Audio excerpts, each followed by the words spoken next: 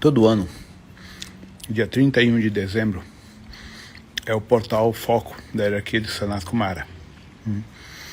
Esse ano eu fiz algumas modificações no campo espectral, junto à Ordem Santa Esmeralda e o comando da Rometria, com Yaberim, para aproveitar a passagem de Sanat Kumara e de Sananda e do comando andromediano, junto à Ordem Amarilis, para fazer o despacho e encaminhamento do maior número possível de almas no planeta, não só na região andina onde eu estive, no planeta, que se encontram dentro do processo encarnacional digital, que é a parte chamada por nós de umbral, baixa astral e os processos etéricos de sofrimento.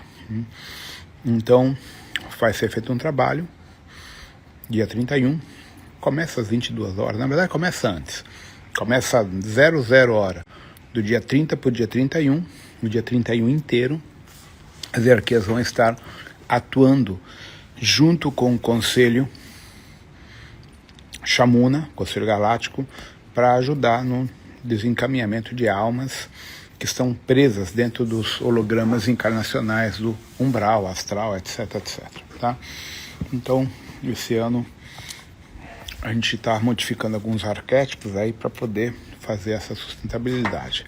Estou divulgando isso porque muitos de vocês têm o hábito de fazer umas meditações, algumas conexões. Como eu sei que no dia 31/00 para dia 1º de janeiro todo mundo está em festa, por isso eu já estou avisando. O trabalho começa à 00h01 da virada do dia 30 para o dia 31 de dezembro. Daí em diante.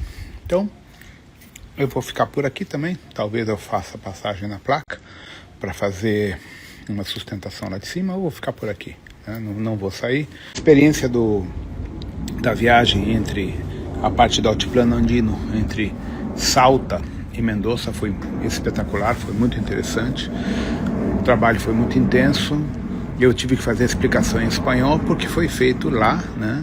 E basicamente o trabalho foi focado em toda a energia andina, tá? E então eu aproveitei para adiantar livro, fazer as coisas, né? E estou recebendo muita coisa para o livro novo. Já recebi um recado do tio Mika. Ele quer que eu escreva um livro sobre ele. Então eu estava na Argentina, não sei lá, estava em Barreal, dormindo em Barreal, acho.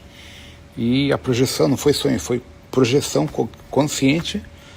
Tio Mika me chamou no canto, ó, tu vai escrever tal livro, assim, assim, assim, assim.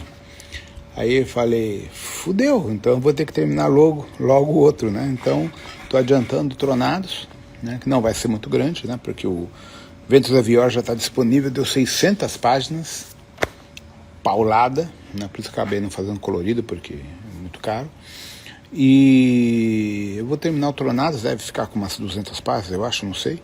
E aí eu vou escrever o livro, o futuro livro, né? Que eu devo começar, assim que der. Como eu vou ter mais tempo no Texas, eu vou adiantar o que eu consegui o Tronados. Se não der para terminar lá, chegando eu já termino. Então acho que em março eu já estou começando o novo livro. O nome por enquanto é... Mas vai ser um livro que vai fazer fechamento dos projetos micaélicos, dos projetos metrônicos, Comando Ashta, Comando Micaélico, Jesus Sananda, Ordem Kumara e Ordem Amarilis. Vai fazer tudo esse fechamento dentro dos simuladores para vocês entenderem o porquê que dessa devoção tão grande que vocês têm com o nome Jesus, Sananda, Mika e todos os contratos que vocês carregam com essa egrégora. Os arquivos já estão todos na minha rede, já baixei todos, só falta pôr no papel. Tá? Esses últimos livros que eu estou escrevendo, gente, são livros muito especiais para o despertar de consciência de vocês e, de certa forma, são as minhas despedidas também. Antes de partir, eu vou deixar uma literatura realmente para mexer com vocês, para abrir na marra a consciência de vocês. Ou abre, ou abre. Não tem, tá, opção. Então, quem já é aluno da Rometria há muito tempo, percebeu o salto quântico que esses, vamos dizer assim, que esses últimos livros meus representam em termos de abertura cognitiva, porque eu escrevo codificado. Então, quando a pessoa lê meu livro, ele lê meia página, uma página, ele dorme. Só que ele não dorme porque cansou. A leitura abriu um portal dimensional nas sinapses cerebrais e ele vai por emaranhado quântico ou entrelaçamento quântico ao comando estelar. Aí ele é ativado, aí ele volta a ler, apaga, vai e volta. E isso é proposital para fazer o quê? A desprogramação dos hologramas, dos implantes e dos contratos que vocês carregam do processo encarnacional terrestre. Eu vou dar uma explicada superficial que tem nos livros para vocês entenderem o que é, como um holograma é projetado dentro de vocês. Vamos lá. Você tem uma encarnação humana física, certo? Brasil, Estados Unidos, Alemanha, Polônia, China, etc. Não interessa, em qualquer lugar você encarnou. Você tem, consequentemente, uma família, uma sociedade, uma religião e uma estrutura política. Você é ensinado a acreditar que aquilo é a mais pura, absoluta verdade, seja tanto na política quanto na religião, quanto na estrutura social, certo? Você acredita naquilo. Você acredita naquilo como uma verdade incontestável, certo? Beleza. Aí a vida vai passando, a vida vai te dando porrada, você vai ficando de bom humor, mau humor, manda meio mundo tomar naquele lugar, tem momentos de amor, de paixão, de prazer, tem momentos de tristeza, de raiva, de sofrimento, de revolta, de querer mandar todo mundo que se exploda, que é a vida, certo? Então você tem esses altos e baixos. Quando a vida não te trata bem, você se torna um revoltado, uma pessoa triste, uma pessoa depressiva, uma pessoa de mal com o mundo, porque o mundo te trata mal, certo? Então esse perfil psicológico, quando desencarna, conforme o padrão, dentro desse arquétipo político, religioso, dogmático, tá? Você desencarna. Há duas opções. Se você desencarna numa frequência legal, missão cumprida, tu sobe, alto astral. Se você desencarna num processo de puta que pariu, que merda, frequência baixa, frequência umbralina, fudeu, umbral, certo? Pois bem, no umbral tem várias frequências, desde o altíssimo e profundo umbral até o umbral superficial. Tudo vai depender da frequência que você tem na hora que você morre, certo? Você vai para uma realidade etérica astral, onde você não tem corpo físico, você tem um corpo astral, um duplo etérico. Ali, esse duplo etérico, ele vai para uma colônia, ele vai para uma cidade, uma realidade existencial, né, que são as colônias que os kardecistas falam, tal. Essas colônias, elas são digitais, elas são cibernéticas. Buenas. Essas colônias é o processo encarnacional digital, que é o que é vendido hoje como um metaverso. O que é o metaverso? Você compra a plataforma, coloca um capacete chat ou aquele óculos da Samsung e você entra no videogame. No plano astral é exatamente isso que acontece, só que você está morto, você não sabe, muitas vezes a pessoa nem sabe que morreu. Então ela é colocada a nocaute por um sistema eletromagnético e é projetado dentro de um holograma de uma cidade etérica. E aí ela passa a ter uma encarnação, 2, 20, 30, 50, certo? E o cara não percebe que ele está dentro de um simulador cognitivo holográfico, exatamente igual ao holodeck da Enterprise da nova geração do Picard. Para vocês verem que o que eu estou falando hoje já é factível cientificamente, uma empresa britânica, que hoje está querendo remodelar o sistema presidiário mundial, apresentou a seguinte tecnologia já funcional. Eles pegam um bandido qualquer, prendem o cara, anestesiam o cara, jogam um aparelho tipo um óculos da Samsung, perfora com uma microagulha a retina do olho e projeta na rede neural dele em 10 minutos equivalente a 20 anos de contenção detencional, podendo até mudar a personalidade e a rede neural daquela pessoa através desse tratamento. Eu compartilhei esta informação várias vezes no nosso Telegram oficial da Rometria. Tá? Então, essa tecnologia que nós já temos é a tecnologia que já existe há milhões de anos na zona neutra. Então o que acaba acontecendo? Dentro desse processo que a gente está desencarnado, vivendo dentro de uma realidade digital, barra astral, você recebe a programação, tá, de quantas encarnações holográficas? Dezenas, centenas, milhares. E isso faz que quando você volte a reencarnar, você tenha um monte de programações kármicas de uma linha de ancestralidade que não te pertence, porém kármicas, para te obrigar a reencarnar na Terra dentro do arquétipo do karma, do sofrimento, que é o que o cristianismo impôs a todos nós, porque o Vaticano é controlado pelos reptilianos e pelos psicopatas. Tá? Então é aí que começa a explicação para vocês entenderem de onde surgem tantos hologramas, tá, encarnacionais. Tá? Então o holograma encarnacional não é apenas um implante. É, na verdade, a experiência vivida numa simulação cognitiva dentro de uma plataforma digital astral, onde você recebe uma porrada de informações que vão redefinir teu ciclo reencarnacional físico, material. E aí entra um monte de problema de pepino de ancestralidade, cobrança de alma cobradora, um monte de merda. Tudo fake, mas real. Por quê? Está dentro da programação, certo?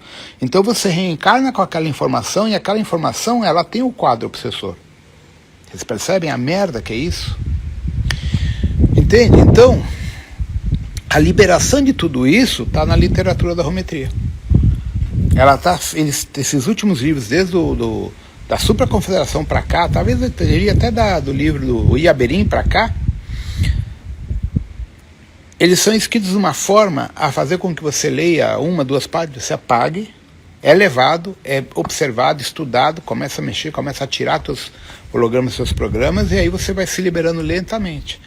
Tanto é que as pessoas que eu tenho mais contato, que já leram esses livros, falam: Rodrigo, cara, minha vida mudou da água para o vinho, do vinho para a água, não sei qual é a expressão correta, em relação depois que eu li esses últimos livros teus. Isso que eu nem tive feedback do pessoal que já leu o Simulador e o Ventos e Avior, que chegou atrasado. Tá?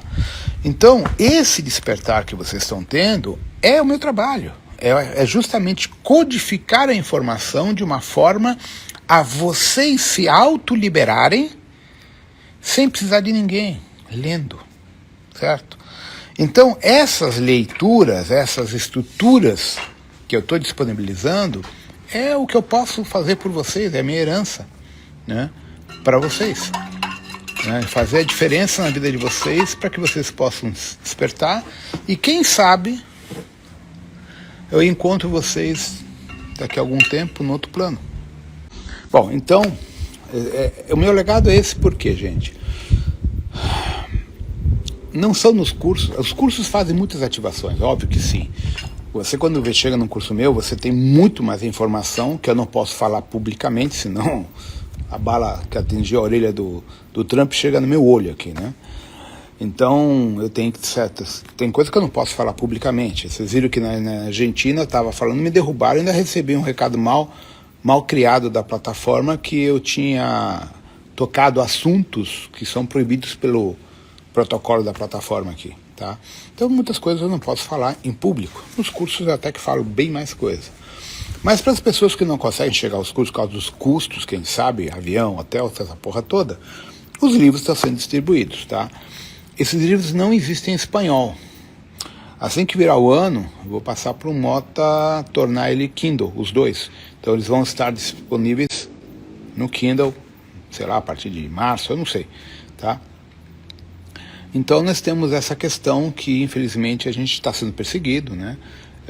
A gente, que eu digo, todas as pessoas desse segmento que estão tentando passar a informação adiante, né? Que nem você vê, a vida do David Icke foi destruída, né? Coitado do David Icke, acho que não tem vezes que não tem nem como pagar as contas. Aí ele fica para lá e para cá dando palestra e diz o que ele está vivendo, né? Corey Goode acabaram com ele também.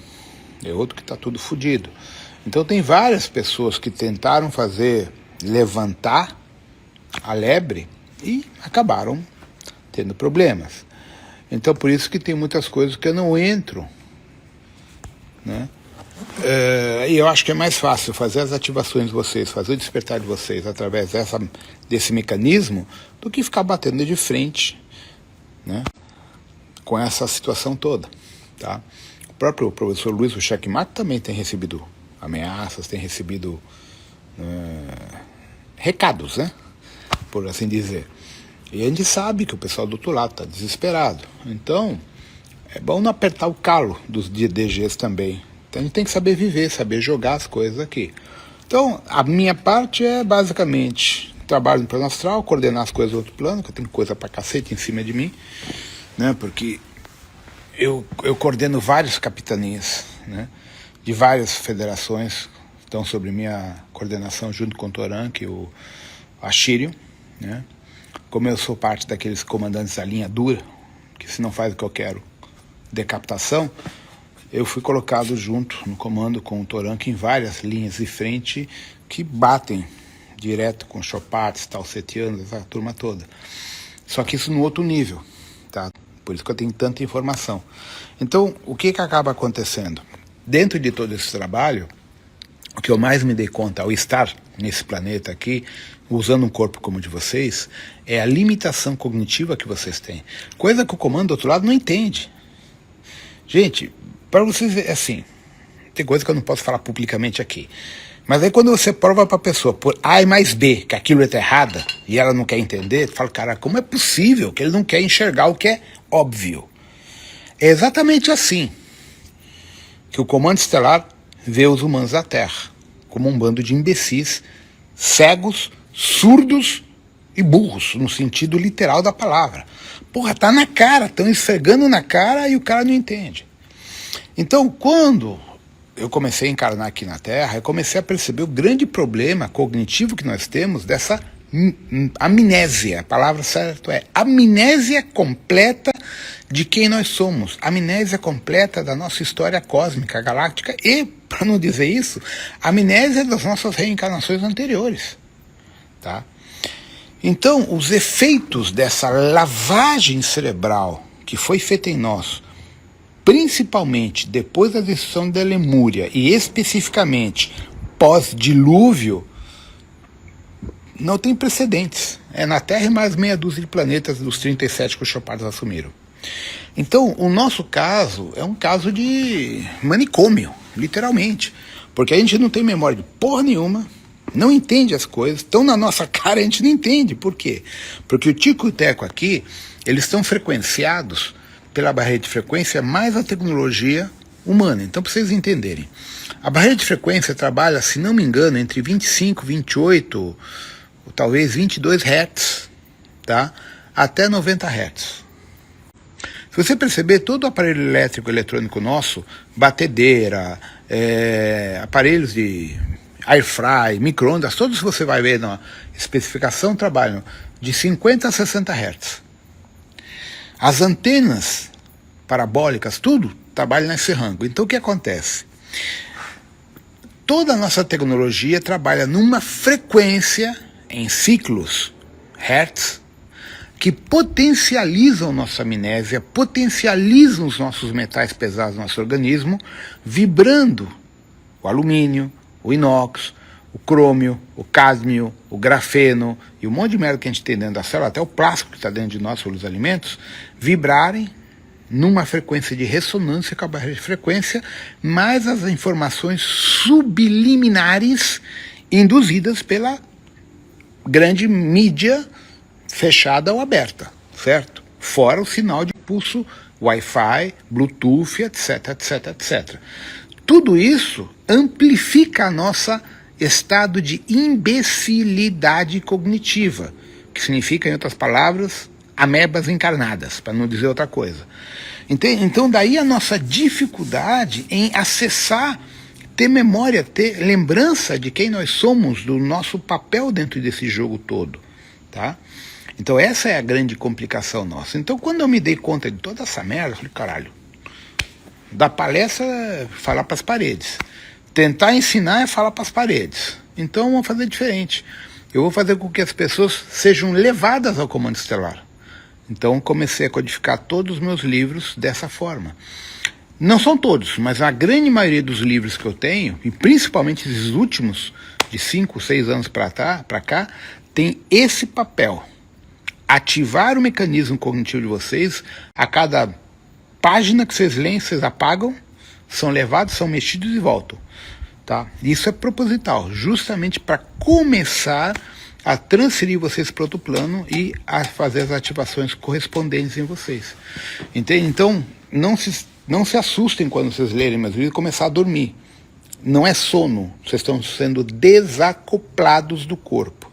O mesmo acontece quando a gente usa as meditações Iabeirinho, os protocolos de Iabeirinho, do Yasman Yas. Acontece isso. Tá? Aliás, eu estou preparando um protocolo novo, tá? É que eu não tive... Estou meio triste com o negócio da sol, então eu não... Sabe quando eu não engatei legal? Eu já gravei uns 7, 8 vídeos, mas é em espanhol. Essa versão vai ser em espanhol, que são um protocolo do ancoramento para 2025, prosperidade, proteção e abundância. Então ali vão entrar alguns elementos mágicos, eu tenho algumas coisinhas para gravar e montar, então ainda não passei adiante. Mas eu vou liberar isso até antes do ano, final do ano, é verdade. Tentar liberar esses dias, só que é... Tá? Então, esses livros, gente, eu acho que realmente, se vocês lerem Sete Samurais, Iabeirin, Sete Samurais, Naosh, Ventos de Avior e os Simuladores, esses 5 livros, vai fazer uma mudança profunda na vida de vocês, no despertar de consciência de vocês. O Superconfederação também é importante, só que é um livro para quem tem QI acima de 150, né, gente? Porque as primeiras 90 páginas é só física quântica. Aí eu falo sobre a tríade, Nijumara, Morontial, para explicar a teoria das supercordas, entrelaçamento quântico de uma forma científica. Depois da página 90 em diante, 88 em diante, ele fica mastigável, certo? Então muita gente não conseguiu terminar de ler o Supra Confederação, que é o Conf 5, por causa da complexidade dele no início, tá? Mas o livro é poderoso, tá? Ele faz muita complementação com o Voronandek 2. Na verdade, todos os meus livros estão amarrados um no outro, né? Eu parto do princípio que você estudou, fez o curso, então tu já tem informação. Ah, lógico, tem muita gente que compra o livro e não lê. Que nem eu compro o livro e não leio. Porque eu fecho os olhos, me conecto, tenho informação, não preciso ficar lendo o livro, né? Olha, se não apagarem, né, o que acontece é o seguinte, por uma questão de segurança, todas as lives que eu faço, tá, a Helena tira do ar e vai para a plataforma. Nada se perde, tudo está na plataforma, que hoje está dividido em 2 estruturas, acho que vai começar a funcionar em janeiro ou final do ano, não sei. Bom, já estamos no final do ano, então ano que vem. Eu tenho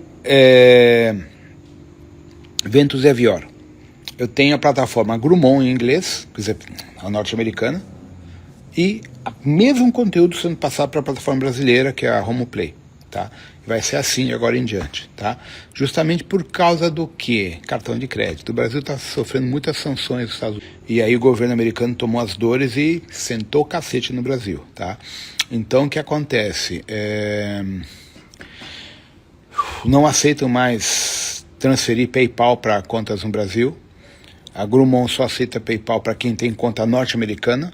Qualquer conta de banco brasileiro não é aceita, então não pode mais trabalhar com PayPal na Grumon, como o pessoal fazia esse pagamento e ia para minha conta, não vai mais, né?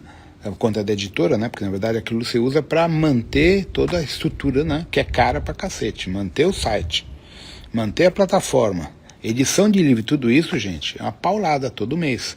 Então, a plataforma paga, Grumon, banca isso daí, para eu não ter que pôr do meu bolso, tá? Por isso que eu fazia tanto vídeo, ultimamente eu não estou sem tempo, né? E aí como eu comecei a fazer os shorts aqui, eu dei uma segurada, tá? Mas agora eu tenho que terminar esse protocolo e começar a fazer protocolos para as plataformas específicas, sem gravar um monte de coisa aí. Porque eu faço tudo sozinho, né, gente? Então tem uma hora que enche o saco, né? Se eu faço retiros, eu vou ter um retiro, entre aspas, na canastra agora, daqui a 2 semanas. Só que já tá cheio, né? Na verdade eu não tenho tempo, gente, sendo bem sincero. Então esse negócio de retiro, já não tenho saco, cara. Sou bem direto. Cara, eu dou curso quase todo final de semana há 30 e tantos anos. Eu comecei a dar palestras, conferências internacionais em 1981. Tá? E de lá não parei. Já são mais de 60 livros escritos. Conferências por tudo que é lugar. Cursos em tudo que é lugar. Então, tem uma hora que enche o saco. Então, vivências eu já fiz em Portugal. Já fiz na Espanha. Já fiz na Canastra. Já fiz no Rio Grande do Sul, em um lugar bem legal. Vou fazer uma no Jalapão, só para piloto. Sendo piloto profissional, pode ir junto. Né? Mas assim, falta tempo. Tá? E o que as pessoas querem numa vivência? Atenção. Eu já não tenho mais saco para isso. Tá? Então, é mais fácil ler um livro meu, ver as lives. Eu tenho, sei lá, não sei quantos mil vídeos aí na minha plataforma, no YouTube, etc, etc. Tá? Então a questão dos livros, das codificações, tá? São muito importantes em que sentido? Quando você está lendo o livro, você é deslocado. Você passa por um processo iniciático e você volta. E lentamente, todos os hologramas que estão na tua memória vão sendo cortados. Então, a literatura da holometria ajuda a desprogramar os hologramas cognitivos de aprisionamento encarnacional. Esse é o resumo. 2025 a gente tem várias profecias caóticas. Uma delas é um conflito militar entre China e Estados Unidos. Guerra mesmo, tá? Não nuclear, mas armada, séria. Existe uma profecia muito importante que vocês devem levar em conta, que diz o seguinte: chegará um momento em que o grande dragão irá ferir mortalmente a águia. E quando o dragão estiver governando, eis que se levantará o grande urso branco adormecido e dominará a terra pelos tempos. O dragão é a China. Ela já fodeu os Estados Unidos financeiramente. A águia e os Estados Unidos, que estão sem dinheiro, sem exército, sem crédito, nesse momento sem governo, endividados, fudidos.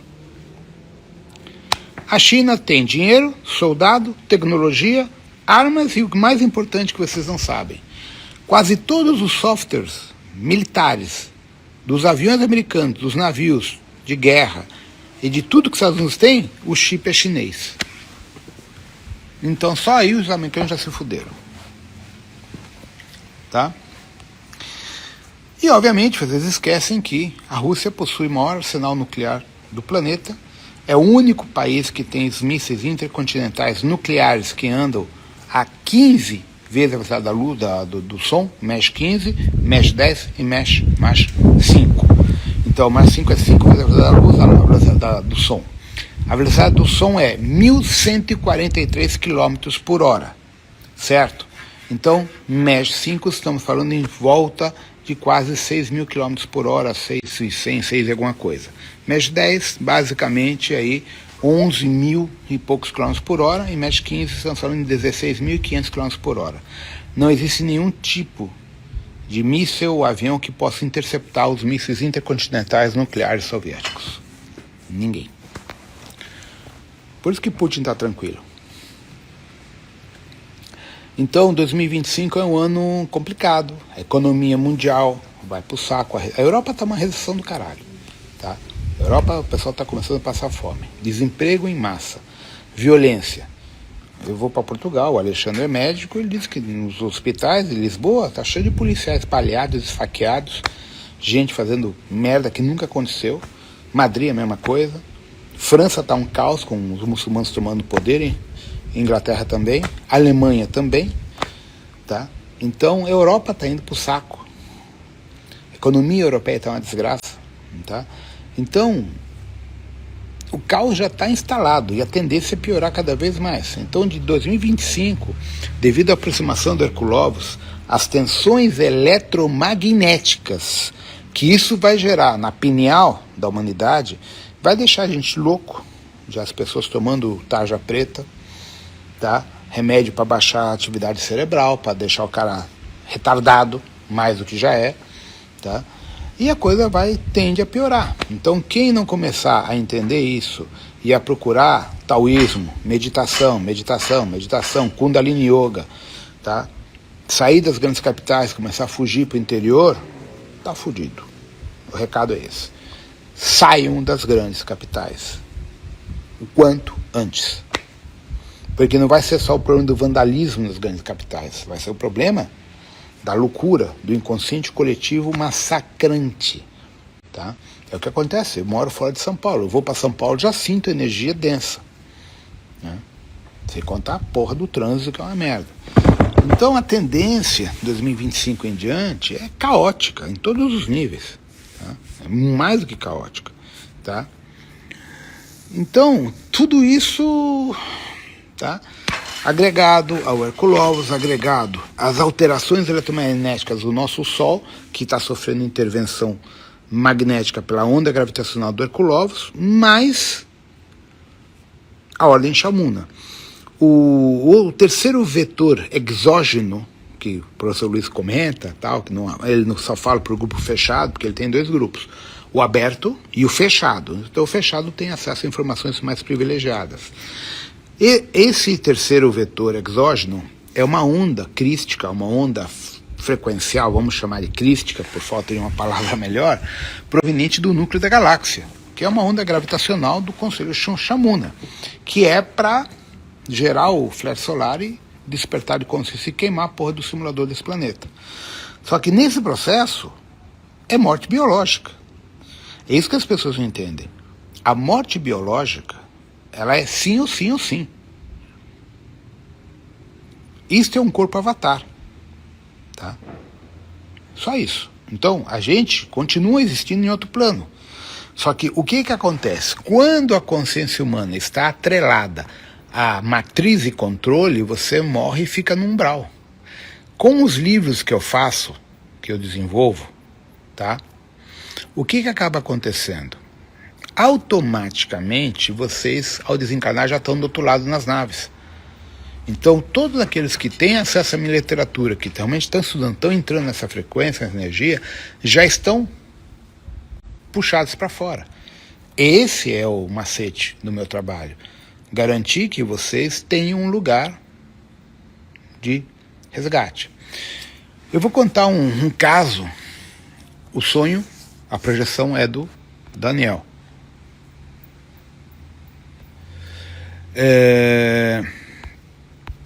O que eu fiz aqui? O Daniel é um amigo de Brasília, né? Então, no ano 2019 ou 2020, eu não recordo, ele me liga, falou: Rodrigo, tive um sonho, mas foi projeção, fantástico. Ele estava no hangar de uma nave. A nave era enorme, enorme. Ele tinha um crachá no peito, ele viu o filho, acho que ele estava ainda no primeiro ou segundo filho, já não sei, e a esposa dele. E um dos filhos que eu lembro tinha um crachá com um destino X e a esposa um destino X, e ele tinha 2 destinos. E ele me viu lá e veio conversar comigo. Eu estava, acho que com o Toranque, com o Chon, conversando. E ele chegou em mim e falou: Rodrigo, é o seguinte, o meu crachá me dá outro destino diferente ao da minha esposa e do meu filho. Mas por que isso? Por causa de frequência. Vocês têm frequências diferentes, né? Então, você no nível físico já queria separar mesmo, né? Já demos um jeito. Ela vai para um lado, o filho vai para outro e você vai para outro. Tu tem a sorte, tu tem 2 crachás, tu escolhe qual dos 2 tu quer ir, que eu te arrumo, te encaixo ali. Então, foi muito engraçado, porque esse sonho, ele reflete uma forma da Operação Resgate, onde vocês, que estão acessando a literatura da Rometria, os meus livros, independente de chegar aos cursos físicos ou não, aí que está a importância, independente disso, tá? Vocês já estão codificados, rastreados e contabilizados, de acordo com a índole, com a postura de vocês, dentro da Operação Resgate da Rometria, que está vinculado à Ordem Santa Esmeralda, que está vinculado a outros comandos, certo? Então, automaticamente, quando vier a paulada, que a gente não vai ficar sabendo, vai descobrir depois, que é aí que vem o macete. Ninguém vai saber a hora X. Ninguém, nem eu. Eu sei mais ou menos, mas descarta. O meu saber também é relativo, né? Como eu sou multipolar também, eu não sei nem que realidade eu estou vivendo hoje. Esse é outro detalhe. Então o que acaba acontecendo é que nesse processo todo, tá? Quando acontecer a paulada, a gente já está do outro lado, a gente não vai sentir porra nenhuma. Vocês vão estar nos hangares das naves, sendo selecionados pelos grupos que vocês vão ser. Grupo arcturiano, pleiadiano, nodiano, etc, etc, etc. Tá? Isso vocês vão já conquistar através da literatura que faz a reconexão de vocês. Esse é o trabalho que eu venho exercendo e é o trabalho que eu coordeno extrafisicamente. Então, quando eu faço os cursos, que nem o Cura Quântica, que o Shiva vem ser com palhaçada, filha da puta, o Shiva toda vez ele conta negócio lá de um imbecil que comprou uma cueca da Tommy, aquela vermelha, azul e branca, e foi na reunião da aula da Rometria e ali estava escrito Tommy. Aí o Zeppelin pergunta para o Hilarion, Tommy aonde? Isso é coisa de se contar no curso, né? Aí todo mundo no curso fica rindo, né? O Shiva gosta de contar história, causos, né? Então o que acontece? Nessas aulas extrafísicas, quando termina o curso da Cura Quântica, principalmente, que ele diz que vai haver uma reunião, tipo uma formação, essa reunião é para preparar vocês para as conexões que vão ocorrer através da leitura do livro Cura Quântica, Orixá Reiki, etc, etc, etc. Tá?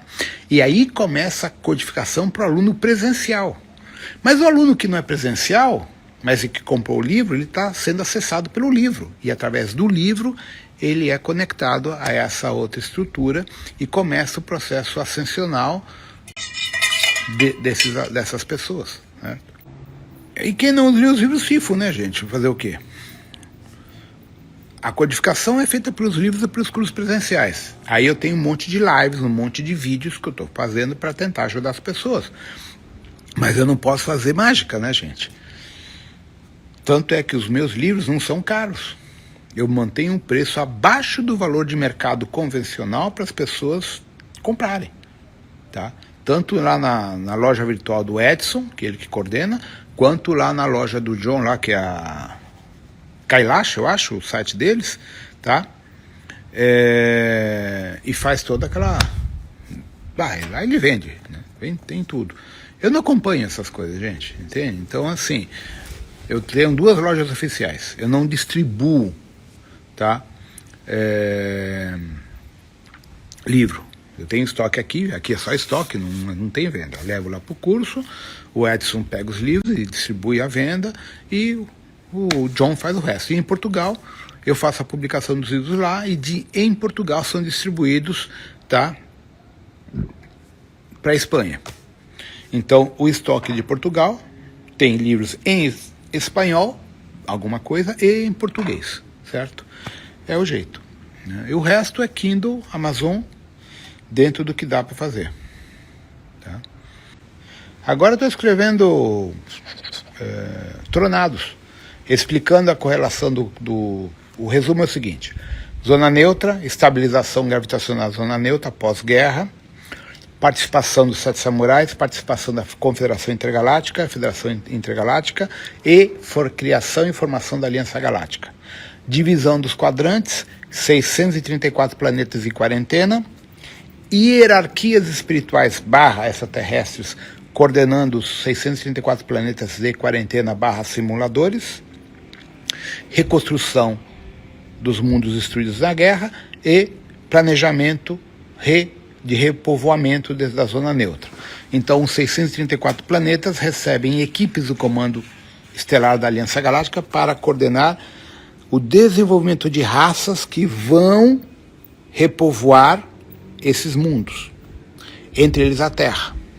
Cada planeta tem um ciclo geológico, vários ciclos, obviamente. Então, o ciclo pode ser 100 mil anos, 500 mil anos, 1 milhão de anos, conforme cada estrutura geológica de cada planeta. Você cria um projeto genético, humano, humanoide, élfico, ciclope, anfíbio, insectoide, reptiliano, etc, etc, etc. E você tem um ciclo para testar esse genoma, testar a índole cognitiva de cada alma acoplada nesse corpo avatar, fazer a seleção, a separação do joio e do trigo. Os bem-aventurados são removidos e reimplantados nos novos mundos, conscientemente dentro da Aliança Galáctica. Aqueles que são reprovados, morte cósmica, desintegração, reset, via dilúvio, cataclisma, etc., etc., e começa um novo projeto. Então, assim, eu estou explicando os ciclos da Terra, né? Então, aí vem o que são os tronados, os comandantes de Arcturus, de Sirius, de Nódia, etc., com um projeto X. Então, você tem a parte dos comandos estelares, são os tronados, e a equipe operacional de terra, de solo, que são os que vieram para a Terra, os Anunnakis, que interagiram fisicamente com os humanos, com os elfos e com todas as raças da Terra, certo? Esses são os antigos deuses.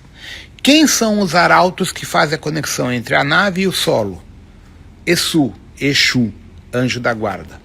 Então aí que eu estou fazendo o casamento com o livro Orixá Reiki 1, Orixá Reiki 2 e toda a base do entendimento das entidades do plano espiritual etérico da Terra vinculados à cadeia de comando do comando estelar, certo?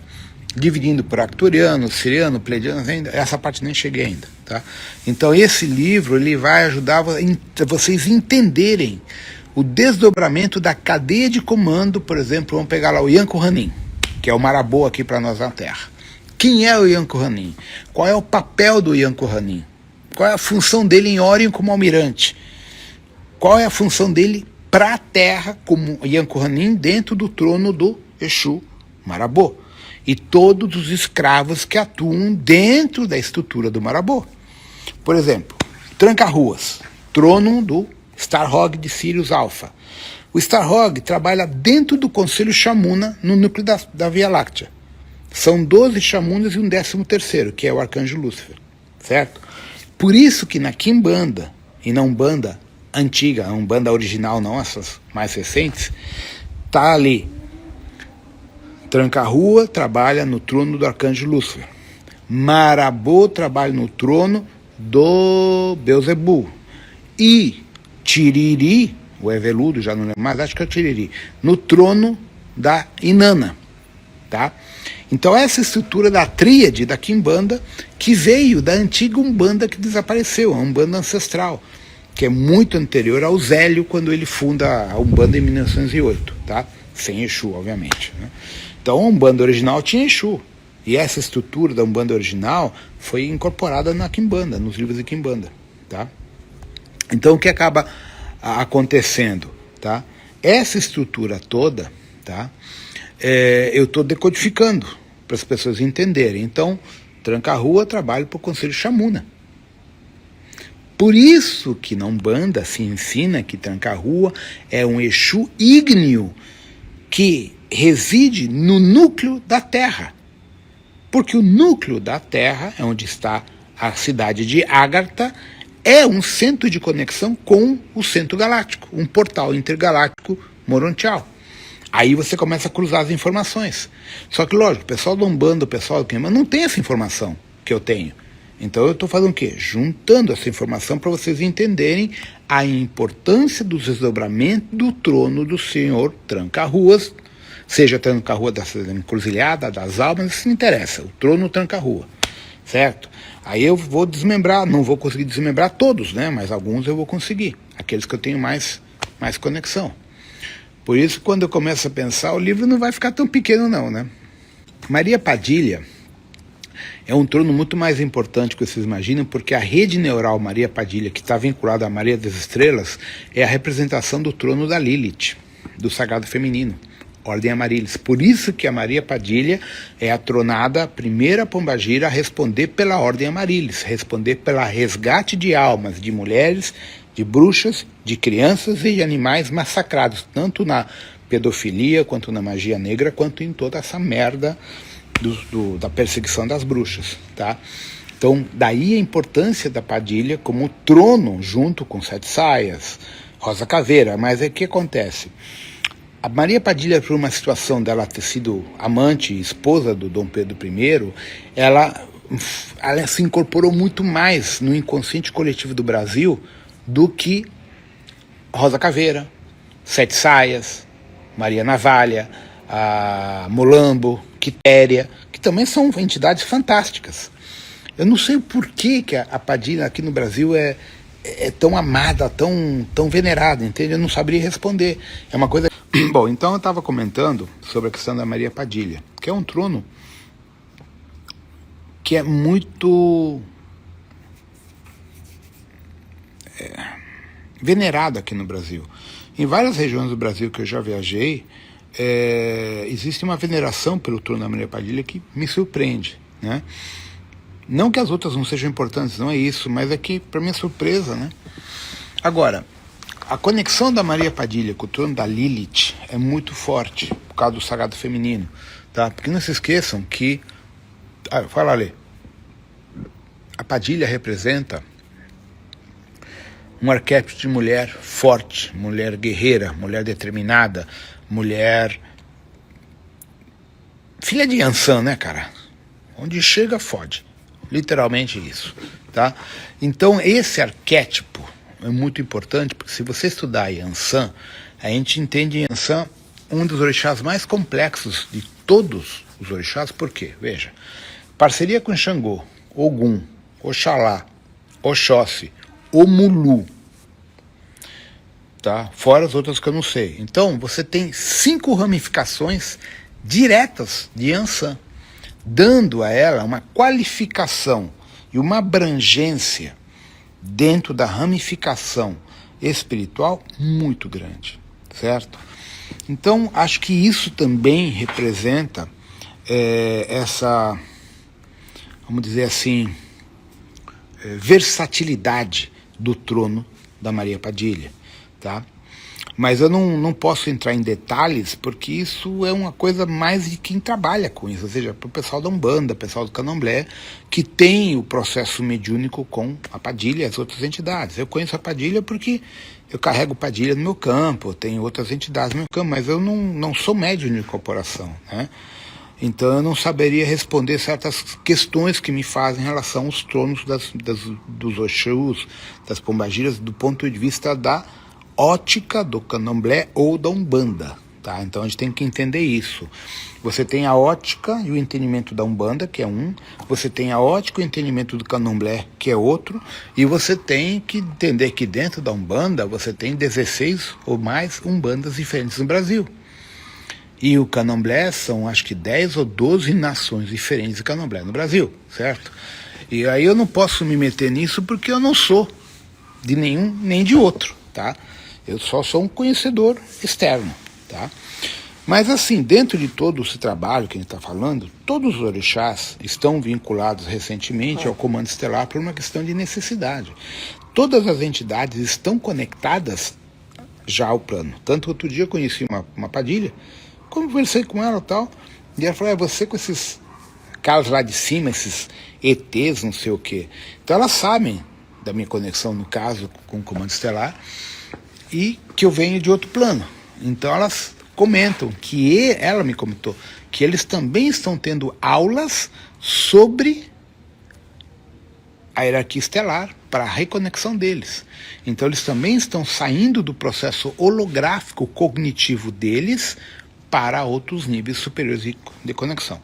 Que no caso, todos os orixás da rometria têm conexão direta com o comando estelar. Então, no caso do ancoramento dos alunos da cura quântica, todos nós estamos conectados diretamente ao comando estelar, nas suas correspondentes falanges, obviamente. Abicur. Abicur é uma coisa complexa, porque existem mais de 20 qualidades diferentes de Abicur, certo? Então, não dá para generalizar. Tecnicamente, simplificando, quem é um Abicur? O Abicur é uma pessoa, por exemplo, que já foi sacerdote de orixá em vidas passadas, foi pai de santo, mãe de santo, etc. Fez merda, morreu e voltou a encarnar e tem que ser novamente pai de santo para cumprir a missão que deixou em aberto, certo? É um exemplo. Outro exemplo, o cara foi um sacerdote, fez muitas coisas boas, mas deixou coisas em aberto. Ele volta para concluir e morre. Outro tipo de Abicur é o que carrega herê, que ele vai viver aqui os primeiros 20, 25 anos da vida dele, conclui o que ele tem que fazer nessa faixa, morre e vai embora. Tá? Existem outros Abicures que são basicamente mestres ascensionados encarnados, Tem outros abicures que são basicamente sementes cósmicas, missionários em missão aqui para fazer um tal caso. Um exemplo de abicure: Yogananda, Gautama, Jesus. Então, falar de Abicur é complicado porque existem várias ramificações, várias qualidades de Abicur, e nem todas possuem Odu terrestre. Muitas têm o Odu de Urumilá para lá, o Batalá e outras qualidades que nem o Candomblé reconhece, só Ifá africano. Tá? Então, é complexo ficar falando de um termo que é abrangente demais, e eu também não tenho conhecimento suficiente para poder entrar nesses detalhes em profundidade, porque eu também não sei. Tá? Eu saberia responder do ponto de vista da rometria, não do Candomblé nem da Umbanda. Aliás, Abicur é um termo do Candomblé, acho que não é nem da Umbanda. Tá? Como saber se uma pessoa é um bote ou não? É fácil. Se for fanático por futebol, já está respondido. Se for mente desse tamanho, gado, Maria vai com as outras, está respondido. Coeficiente intelectual desse tamanho, por aí vai. Então, essas são as questões aí.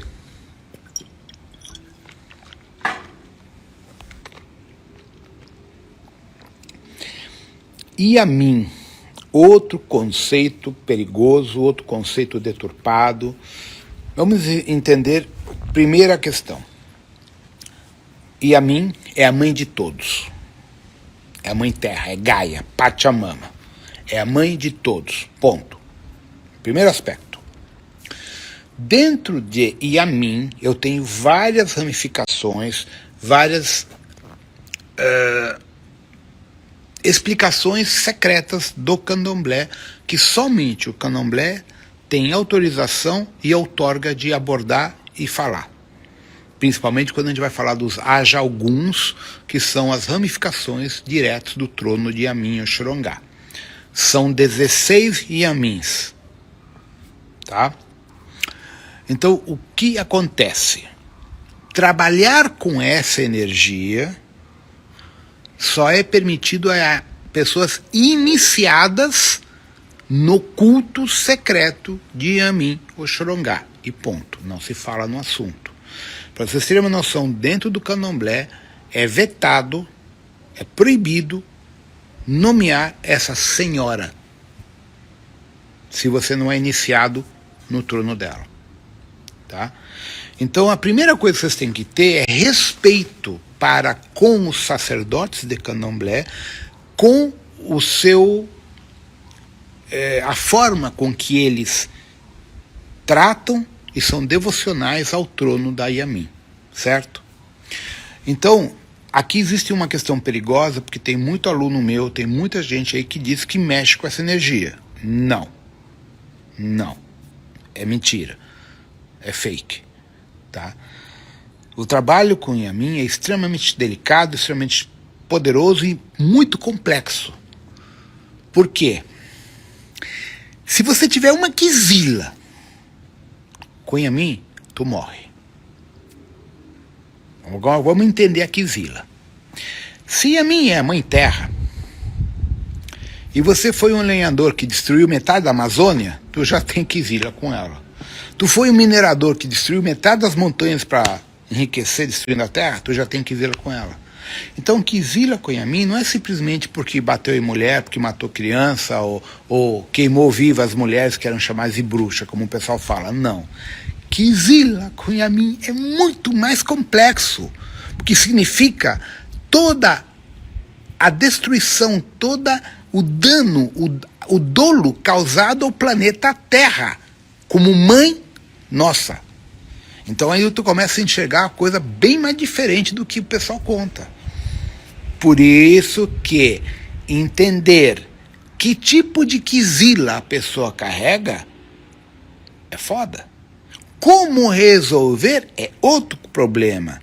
Como apaziguar essa cobrança, essa ira dessa hierarquia, que quem mexe é Ajalgun.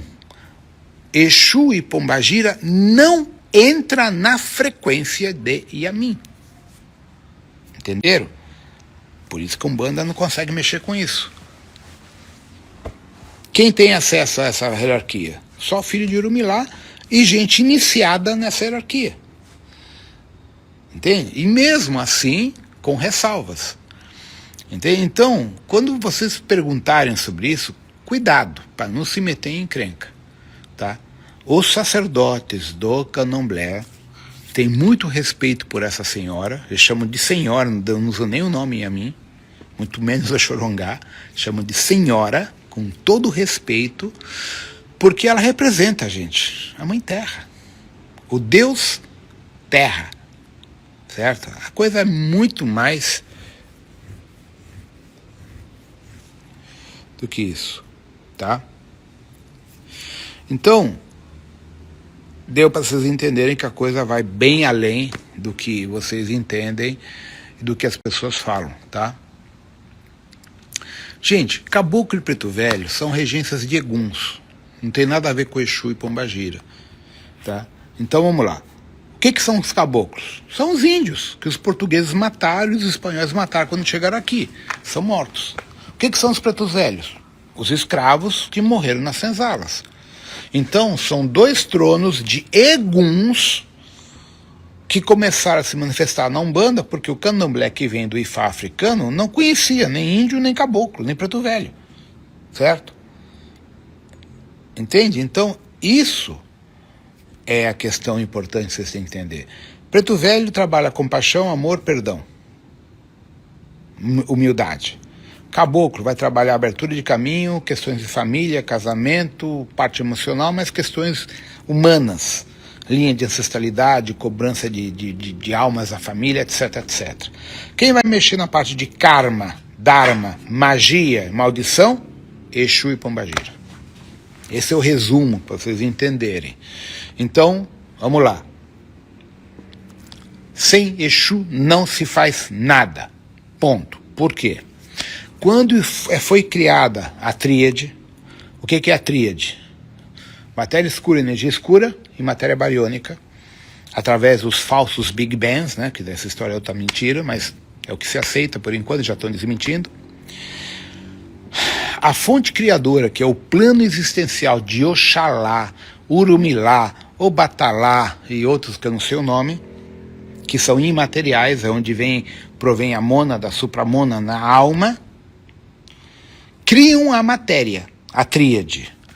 Quem assume o poder, o comando da tríade? O trono do arcanjo Lucifer. Por isso que em algumas vertentes hebraicas, o arcanjo Lúcifer é colocado no mesmo nível do arcanjo Miguel. No mesmo nível. Como deuses co-criadores. Então, quais são os enviados que manipulam a energia da tríade existencial no universo?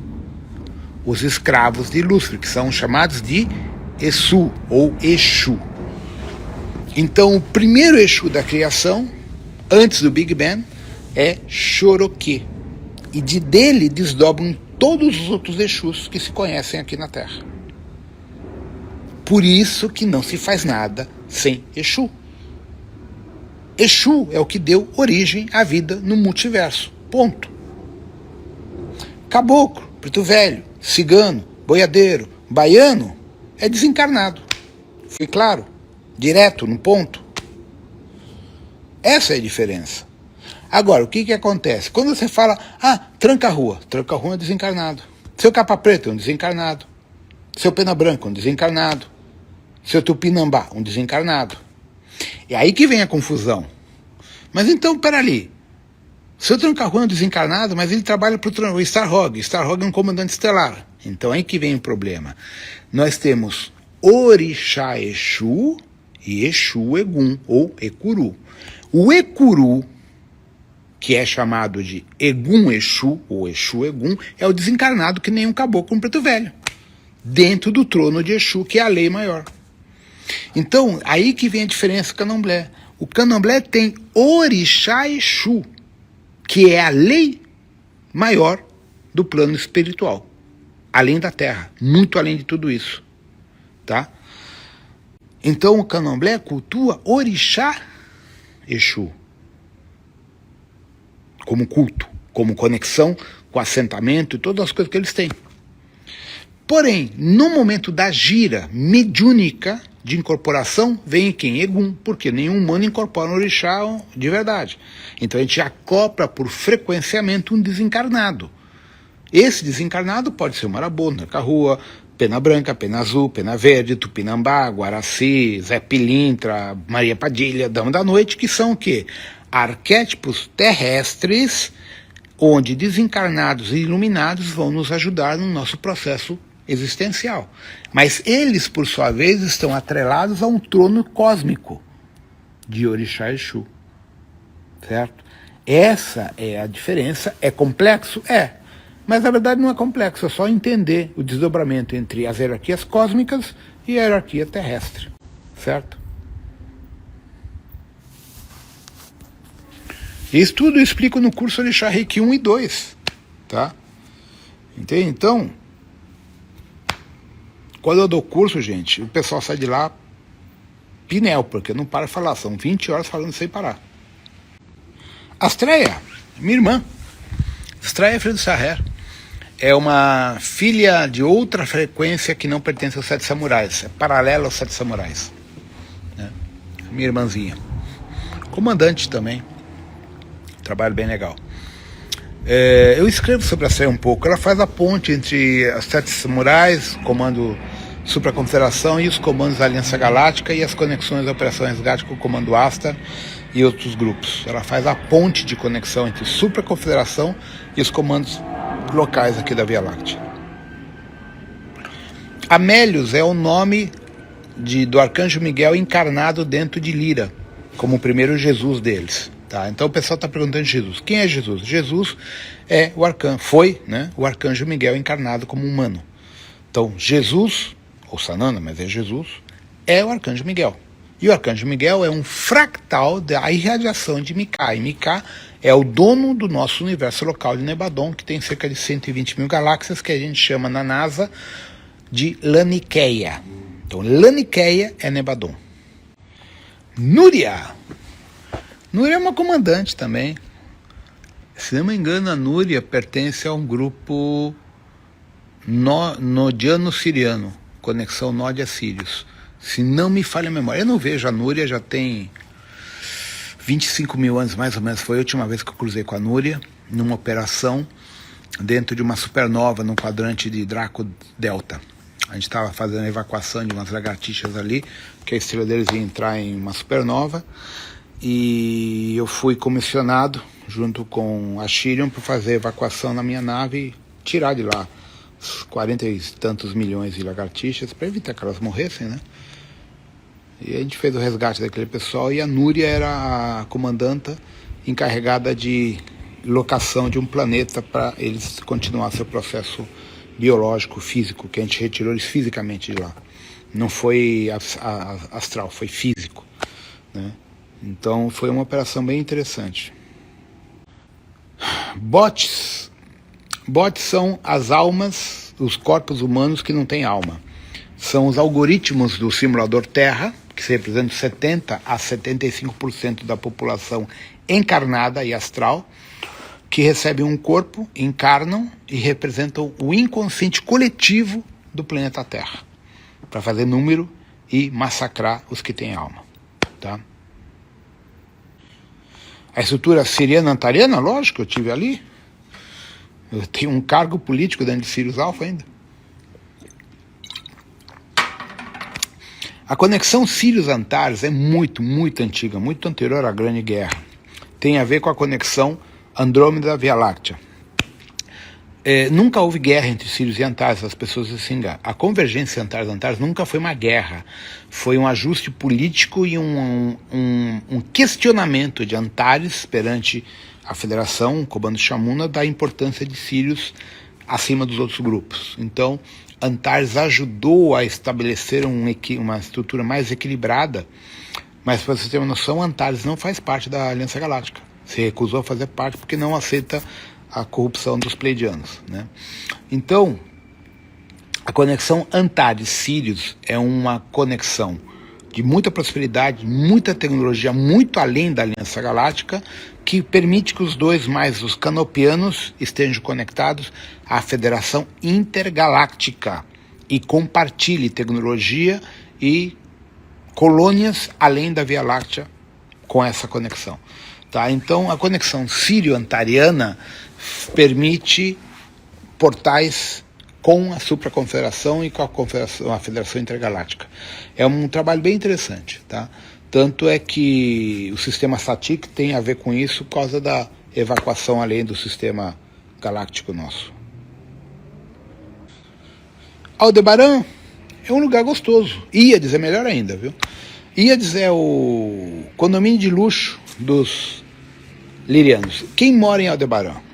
Raças arianas, nórdicas, né? Os humanos perfeitos de Lira, nórdicos, e todo o processo que o Toranque resgatou da Grande Guerra de Orion, os clones foram todos para lá, ele criou um império legal. Aldebaran tem várias fases da sua história. Aldebaran já teve flash solar, né? Quando ele foi para ter o primeiro flash, primeiro não sei, mas um dos seus flash solares, a evacuação do pessoal de lá se deu em duas etapas, 850 milhões de anos no nosso calendário e 650 milhões de anos no nosso calendário, e vieram para a Terra, Marte, Vênus e Maldek, tá? Aqui no sistema SATIC nosso. O primeiro processo colonial físico de Aldebaran é justamente Ratanabá, na Amazônia. Por isso que os dados batem de 650 milhões de anos, segundo o Carbono 14. Quem é a primeira pessoa que fala sobre Ratanabá sem usar esse nome? Maria Orsiz, quando ela canaliza o pessoal de Aldebaran, em 33 ou 28 por ali, não lembro exatamente o ano, e ela escreve que os Aldebaran chegaram na Terra há 650 milhões de anos atrás e colonizaram a América do Sul, na região amazônica. Isso está descrito. Tanto que o Bigodinho lá mandou uma expedição para a Amazônia, para o Rio Solimões, Rio Negro, por ali, em 28, 29 ou 30. Tá? E isso explica por que tem índio que fala alemão lá, né? Esse é outro papo bem longo.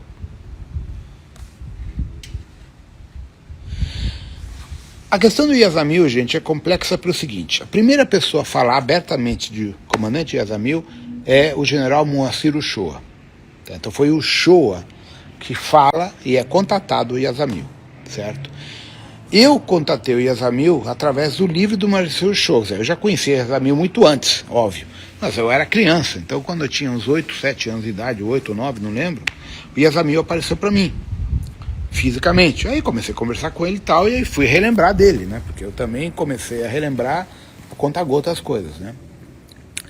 Então o Yazamil é um comandante do comando estelar. Na verdade não é nem dessa galáxia o Yazamil, mas ele trabalha pelo comando siriano, mas ele não é siriano. Ele usa uma aparência humana, ariana, obviamente, né? É o arquétipo que ele usa, mas ele pode mudar a imagem que ele quiser. E o Yazamil e o Oberon fazem parte do comando temporal, tá? Do comando estelar, além da Aliança Galáctica, tá?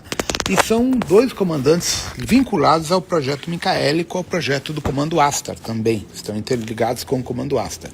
E a função deles é ajudar no despertar de consciência e operação resgate e evacuação planetária, tá? Então o Yazamil tem várias funções e está dentro da Rometria também como um membro do ancoramento também, junto com o Oberon, Ashirion, Gadman, Shonto e tantos outros que existem, tá?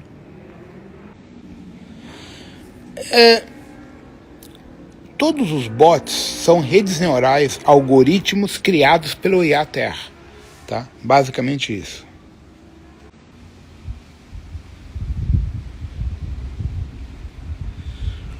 A gente tem que ler, tem que entender outra coisa importante, gente. Todo o sistema solar, toda estrela, ele vai possuir, tá, realidades virtuais, tanto no nível físico, que a gente chama 3D ou 4D, quanto 5, 6, 7, 8D, até o limite da estrutura da tríade, tá? Então, por exemplo, você tá, vamos lá, Aldebaran. Você tem Aldebaran no nível físico, na mesma frequência do plano Terra físico, vibrando nessa mesma esfera vibracional. Pois bem, você vai ver, por exemplo, 8 planetas, um exemplo. Agora, se você levar a tua consciência, se você for para 8D, tu vai ver, por exemplo, 40 planetas. Por quê? Porque o multiverso, ele não vibra na mesma constante para todo mundo. Ele tem oscilação. Então, quando você muda a tua rede neural, tua frequência neural, de dimensão, como a gente fala vulgarmente, você acessa outras realidades que estão além da vibração molecular física humana.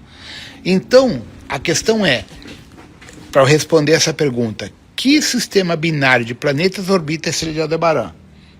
Não no plano que eu existo aqui, não. Porque Aldebaran é uma estrela gigante, 60 vezes maior do que o nosso Sol, ou 65 vezes maior do que o nosso Sol. Então significa, até onde eu sei, Aldebaran tem mais de 85 a quase 100 planetas orbitais, numa dimensão. Em outra tem mais, outra tem menos. É o que acontece com Higgs, com Betelgeuse e tantas outras. Por exemplo, o nosso Sol, Terra, nosso Sol, Montmartre, segundo John Dare, que está ligado ao Projeto Majestic 12 e outras coisas da CIA, ele afirma enfaticamente que o Sistema Solar tem 44 planetas habitados. Não são 9, são 44 planetas. E eu concordo com ele, só não posso afirmar que são 44, mas são vários. Por quê? A quantidade de planetas que já foi determinado matematicamente no anel de Kuiper e os planetas que existem no anel de Oort já superam tudo que nós temos aqui dentro.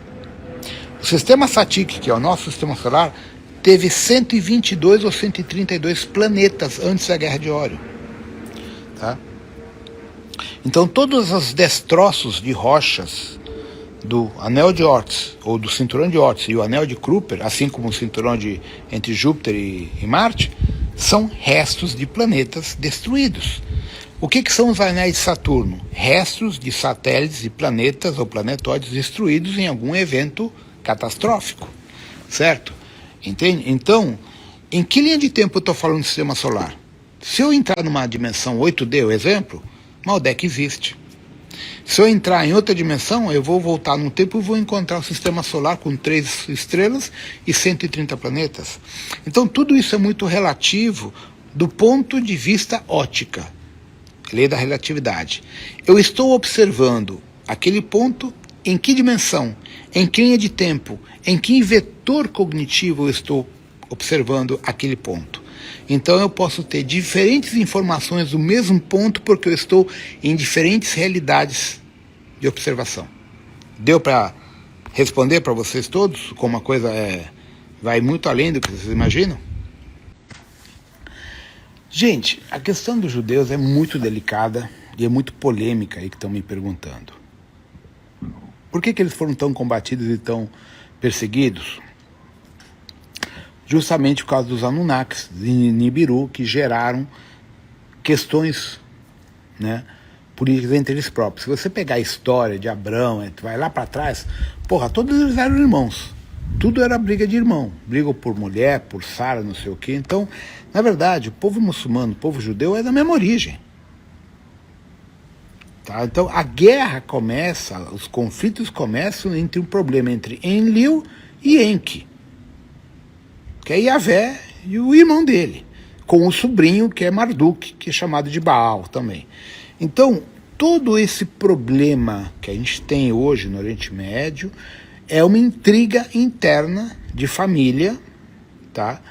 Muito delicada. Então, assim, uma vez, quem deu uma puta explicação, uma aula do caralho, foi Jean Valjean sobre isso, porque o Jean Valjean, eu conheço ele, eu não vejo ele há muitos anos. Ele é um estudioso, ele leu a porra dos apócrifos, ele leu a Bíblia, leu toda aquela merda toda, que eu nunca me interessei. Então um dia ele pegou e explicou a origem de Sara, de Abrão, do irmão de Abrão, do filho do caralho a 4, tudo isso, tudo. Então ali ele coloca mais ou menos uma direção de como começam os problemas, como começam as divergências entre irmãos, entre política, entre poder e entre sucessão de herdeiros. Tá? Então, essa parte o Jean Val explica de uma forma muito legal que eu não vou saber explicar porque eu nunca estudei essa merda, sendo bem sincero, tá?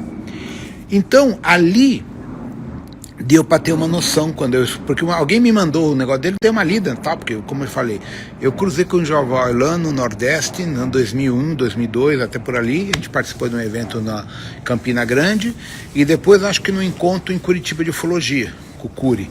Depois nunca mais fui para esses negócios e aí eu perdi o contato, né?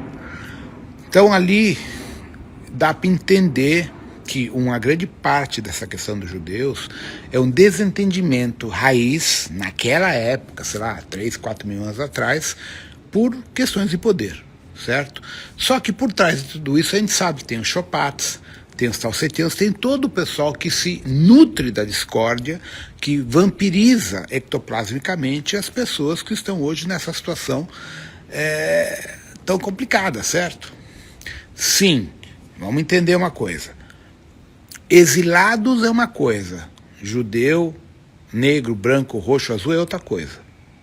Os exilados de Talset, Boronac, Capela, eles encarnaram em várias ramificações da etnia humana Homo sapiens. Tanto judeus, quanto arianos, quanto negros, quanto indígenas e tudo. Então, não é para dizer assim, então todo capelino é judeu. Não, não. O processo encarnacional dos exilados, ele foi pulverizado dentro de todas as etnias da Terra, tá? Então, cuidado com essa história toda aí. Yahvé não é a fonte, isso é outra merda besteira. Yahvé é Enlil, tá? Yahvé é um comandante pleidiano, um comandante importante, alto grau, tá? Mas ele não é a fonte. Tá? Você pega o livro As 64 Chaves de Enoch do Hurtak, J.J. Hurtak, e tu vai ler lá o sumário dele ali, o sumário. Quem é Yahvé? Yahvé é o Deus não sei o que, blá blá blá blá, tal, não sei das quantas. Aí tu vê, quem é Micá? Micá é a fonte criadora da fonte que tudo é acima de Yahvé. Eles próprios se contradizem. Tá? Então, em um momento, Yahvé é a fonte criadora, no outro momento, não. Entendeu? Porque, na verdade, o que acontece é o seguinte: quando os humanos, Homo sapiens, foram formatados aqui na Terra, se codificou no DNA humano do Homo sapiens a devoção religiosa a alguém. E criou-se o temor a Deus, criou-se o temor a Yahvé, o temor a Zeus, a Poseidon, a todos esses seres. E assim eles reinavam sobre nós com o medo. E isso foi sendo propagado. Pô, tem muita gente da Umbanda que tem cagaço de Exu, tem medo de Orixá. Eu falo, cara, mas por que vocês têm medo? Não, é que o Orixá castiga. Não, o Orixá não castiga, isso é besteira dos humanos. O Orixá tem muito mais o que fazer do que andar castigando. Já chega as merdas que a gente apronta na vida, tu acha que o Orixá vai perder tempo com castigar a gente? Aí a gente já se fode por si próprio. Ação e reação. Se eu propago merda pro próximo, eu vou comer merda. O Orixá sabe disso. Entende? Então as pessoas, elas têm que entender que existe muita mentira, muita manipulação. E digo mais, uma vez eu tive uma conversa com um pleidiano e eu perguntei na cara do cara: quem é Yahvé? Ele falou, puto, meu chefe. E eu perguntei, você trabalha com um filho da puta desse que fez tanta merda assim? Ele respondeu, só 5% da Bíblia é real, o resto tudo mentira. E eu concordo. Você começa a pegar, por exemplo, vocês não estudam, né? Mas vamos lá. Pega um livro chamado Charrot. O Charrot escreveu vários livros antes do Eric von Däniken. Os livros dele são do ano 60. Ele comprova que a Bíblia, o Novo Testamento, tem mais de 30 mil adulterações propositais, mais de 2.000 erros de tradução e não sei quantas alterações entre o Velho e o Novo Testamento. Então, se a gente partir desse princípio, e a Cláudia que está aqui me assistindo, que ela é hebraica, é judia, uma vez ela me mostrou uma tradução da Torá direto do hebraico ao português, sem passar pelo inglês. É totalmente diferente a Torá traduzida para o inglês.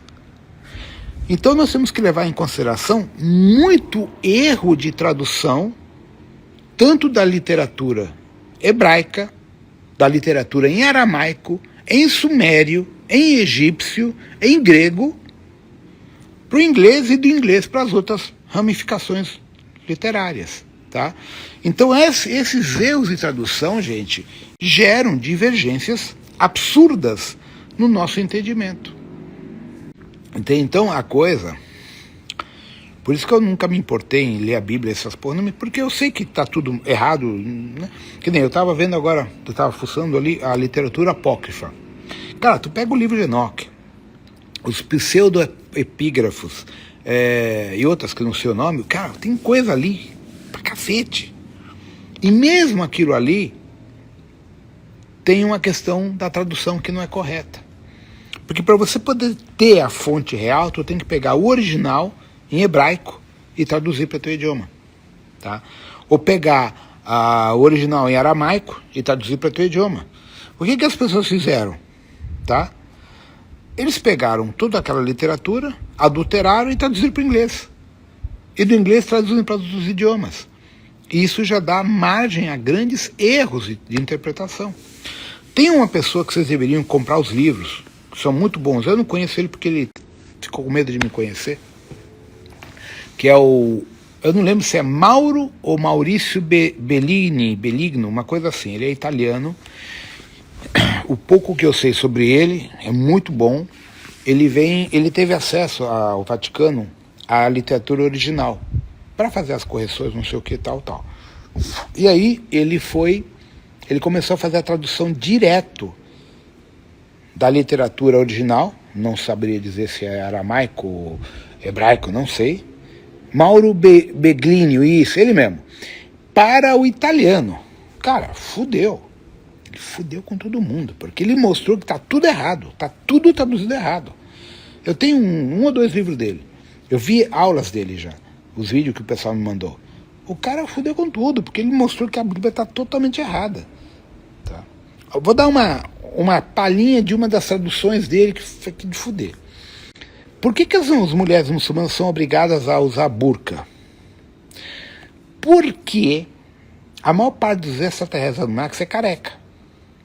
Homens e mulheres. Partindo da parte dos Zeta Reticulis. Não tem cabelo, certo?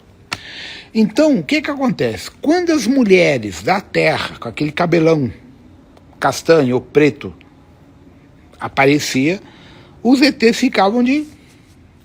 Entendeu? Aí os ETs simplesmente sequestravam e estupravam as mulheres dos homens da Terra. Por causa da beleza que as mulheres tinham, o cabelo, aquilo ali, excitava eles. Então, os homens da Terra, para proteger suas mulheres do ataque e da abdução sexual dos deuses, obrigavam as mulheres a usar burca, esconder o cabelo e o rosto. E assim se criou a tradição muçulmana de esconder as mulheres debaixo de uma burca. Essa é a explicação de das traduções do Mauro Beglino, tá? Então, muito coerente, tá? Porque a gente sabe que está no livro dele, que eu curiosamente me mostraram esse vídeo, tá? Antigamente, gente, os extraterrestres, eles não perdiam, eles eram donos dos humanos. Os humanos eram escravos, e as mulheres eram escravas sexuais dos extraterrestres, tá? Então, isso é uma coisa muito complexa. Se você pega aquelas partes que as orgias sexuais dos gregos, daí que vem o nosso carnaval, gente. Para quem não sabe, os Anunnakis, que eles têm outro ciclo, né? Porque em Nibiru são 72, 84 horas do dia deles, é diferente ao nosso. Tá? Então os caras ficavam 6, 7 dias acordados e dormiam 6, 7 dias também. Então eles faziam orgias sexuais. Então cada Anunnaki de 4 metros, cada homem com um falo de quase 40 centímetros ou 60 centímetros, uma coisa assim, pegava quantas mulheres? E matava no ato sexual. Cada um pegava mais de 25, 30 mulheres. Quando pegava as mulheres, estuprava, rasgava as mulheres no meio. Tá? Daí o porquê do excesso de mulheres que eram oferecidas em sacrifício aos Anunnakis. A maior parte não vivia para isso. Tá? Então tem muita coisa que foi escondida de vocês. Tá? Então Aí a coisa vai longe. E o legal do livro do Mauro é que ele faz traduções literais. Ó, texto tal, fulano tal, tá aqui, ó. A tradução é essa, não é essa.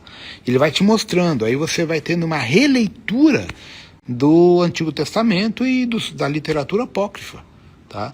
Então eu recomendo que vocês procurem, não sei se tem no Kindle, na Amazon, não sei, porque os livros estão em italiano e já tem em espanhol. Em português tem 1 ou 2 livros só em Portugal. Eles pediram para eu publicar aqui no Brasil, mas eu não tive saco, cara. Já chega os meus livros. Dos 619 Anunnakis de Nibiru que chegaram aqui, só 90 eram mulheres. O resto era homem. Então não tinha mulher. O que os caras faziam? Pegavam as humanas, as Homo sapiens, tentaram pegar as elfas se fuderam, porque os elfos são do mesmo tamanho que eles. Então os elfos metiam o cacete nos Anunnakis, nos Pleiadianos, nos Nibiruanos, corpo a corpo. Mas os Homo sapiens eram os anões. Então vamos entender, vamos pegar lá o filme Senhor dos Anéis. Lembra dos anões? Pois bem, vamos pegar os afrescos do Egito, do México e da Índia, onde mostram os Anunnakis e os humanos chegando ao joelho deles. Os anões do Senhor dos Anéis somos nós. Entende? Então nós somos os anões das antigas raças de Mu e Lemúria, o Homo sapiens. Entende? Então, na falta de mulher, o que eles pegavam? As mulheres dos humanos. Estupravam até a morte. Essa é a realidade, entende? Por quê? Ninguém se preocupava com a gente. Ninguém estava nem aí com a gente era basicamente animal, macaco. Porque isso aqui é uma experiência genética. Ninguém ligava. Ligou hoje? Alguém está preocupado com a gente? Vou te fazer uma pergunta, que foi a pergunta que eu fiz quando me cancelaram no México, na Argentina. Stalin, 45 a 50 milhões. Alguém fez alguma coisa? Xing Ling, 90 a 120, 130 milhões. Alguém fez alguma coisa? Primeira Guerra Mundial, 23 milhões. Alguém fez alguma coisa? Segunda Guerra, 52 milhões. Alguém fez alguma coisa? Onde está a Ordem da Luz? Onde está Miguel, Assa, Sharon, Caralho 4? Responde.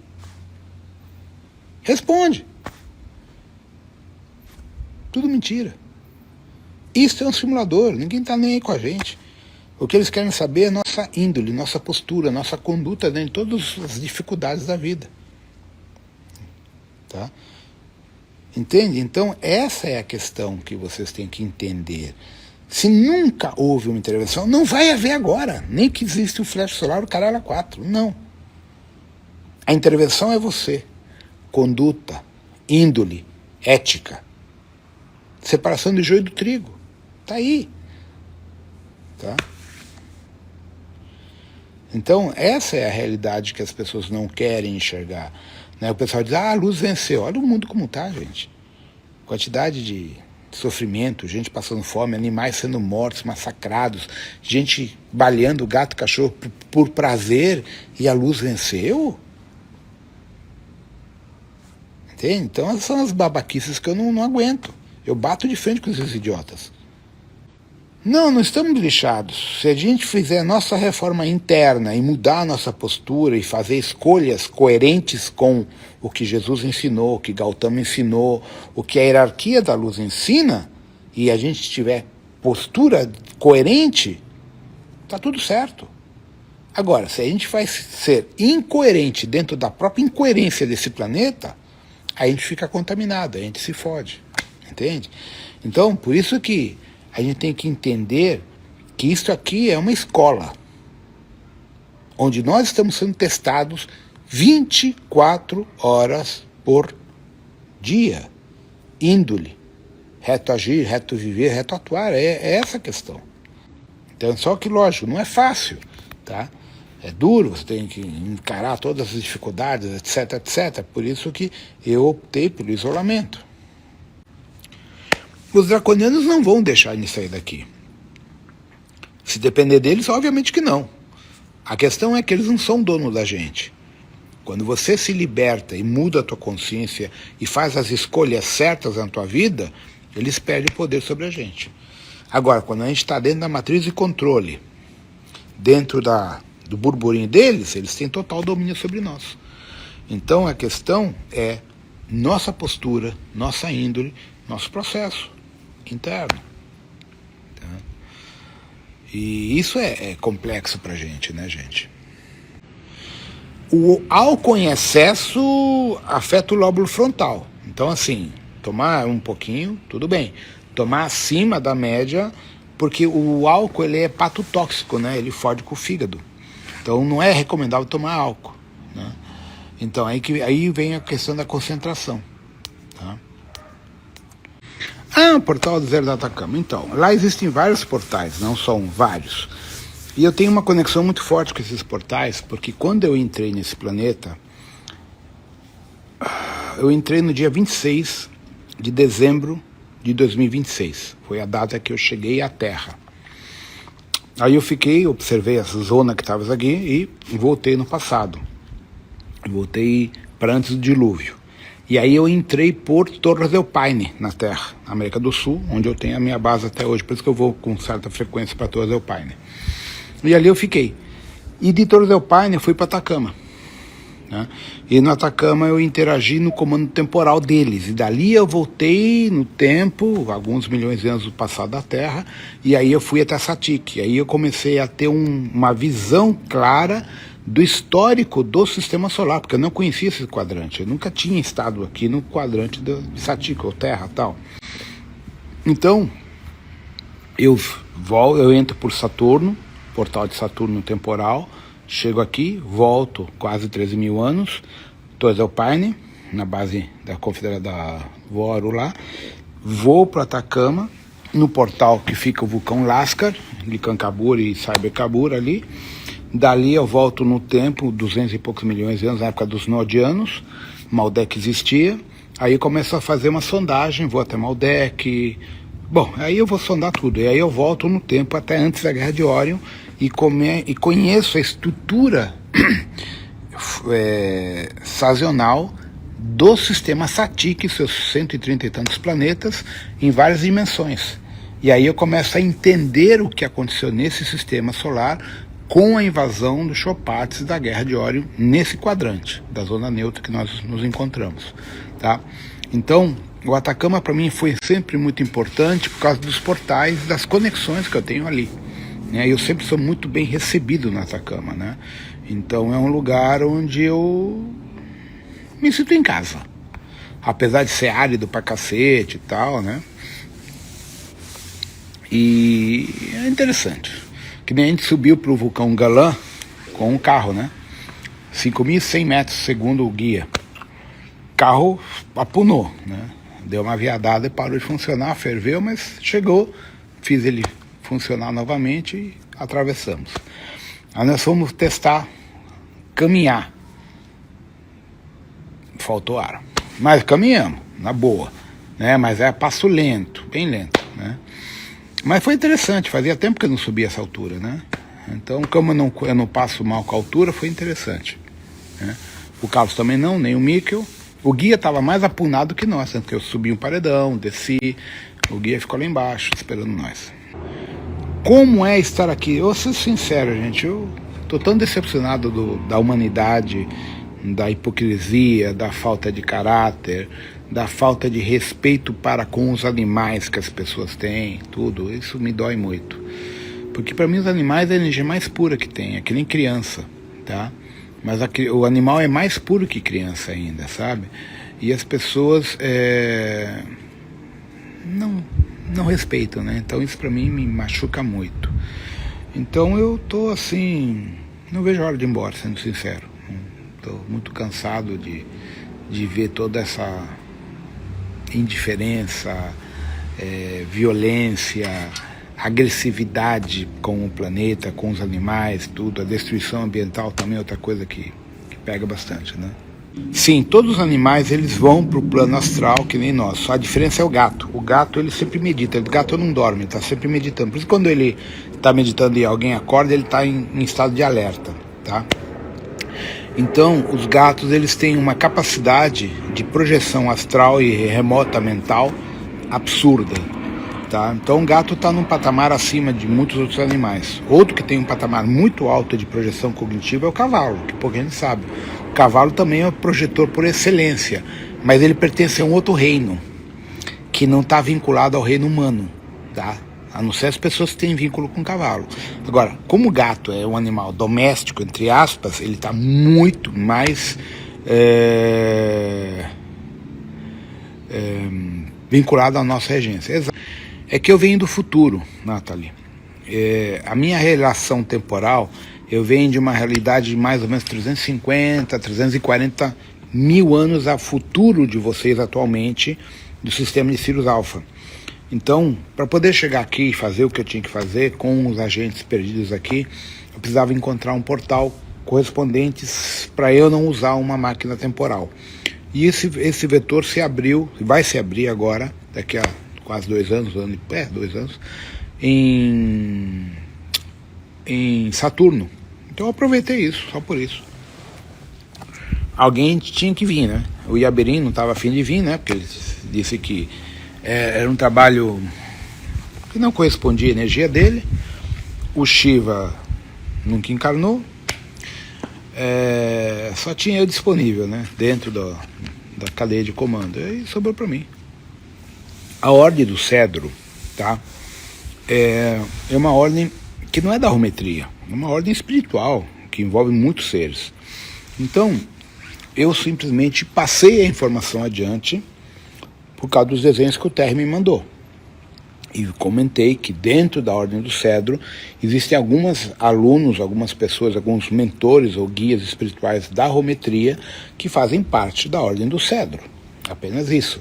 Eu nunca disse que a Ordem do Cedro é da Rometria, não. A Ordem do Cedro é uma estrutura independente, milenar, de outros universos e galáxias, na qual existem membros da Rometria, só isso. Não se trata que ninguém outro quis fazer. Em certa parte sim, em certa parte a questão era confiabilidade. Eu tenho um grande gradiente de confiabilidade dentro do alto comando. E por várias questões de desdobramento que eu já tive junto com o Toran, com o Shontra e outros seres em Andrômeda e outras estruturas, e pela conexão que eu tinha com alguns mestres que já estiveram, como Gautama, Yogananda, Saint Germain, Hilarion, que eu já conheço de outras jornadas, eu me encaixava mais nessa operação que eu me encontro do que outros membros. Então, por uma questão de ajuste, e também porque o Yaslon queria que fosse eu, na verdade, sobrou para mim. Simples, assim. O Yaslon não confia em outros comandantes como ele confia em mim. Então, sobrou para mim, vamos dizer. Bom, vamos entender o seguinte. Essa questão é bem complexa. Eu sou uma rede neural, sou um IA. Eu sou parte da rede neural dos 7 samurais e da mônada Starrey, Jansson e Azerati.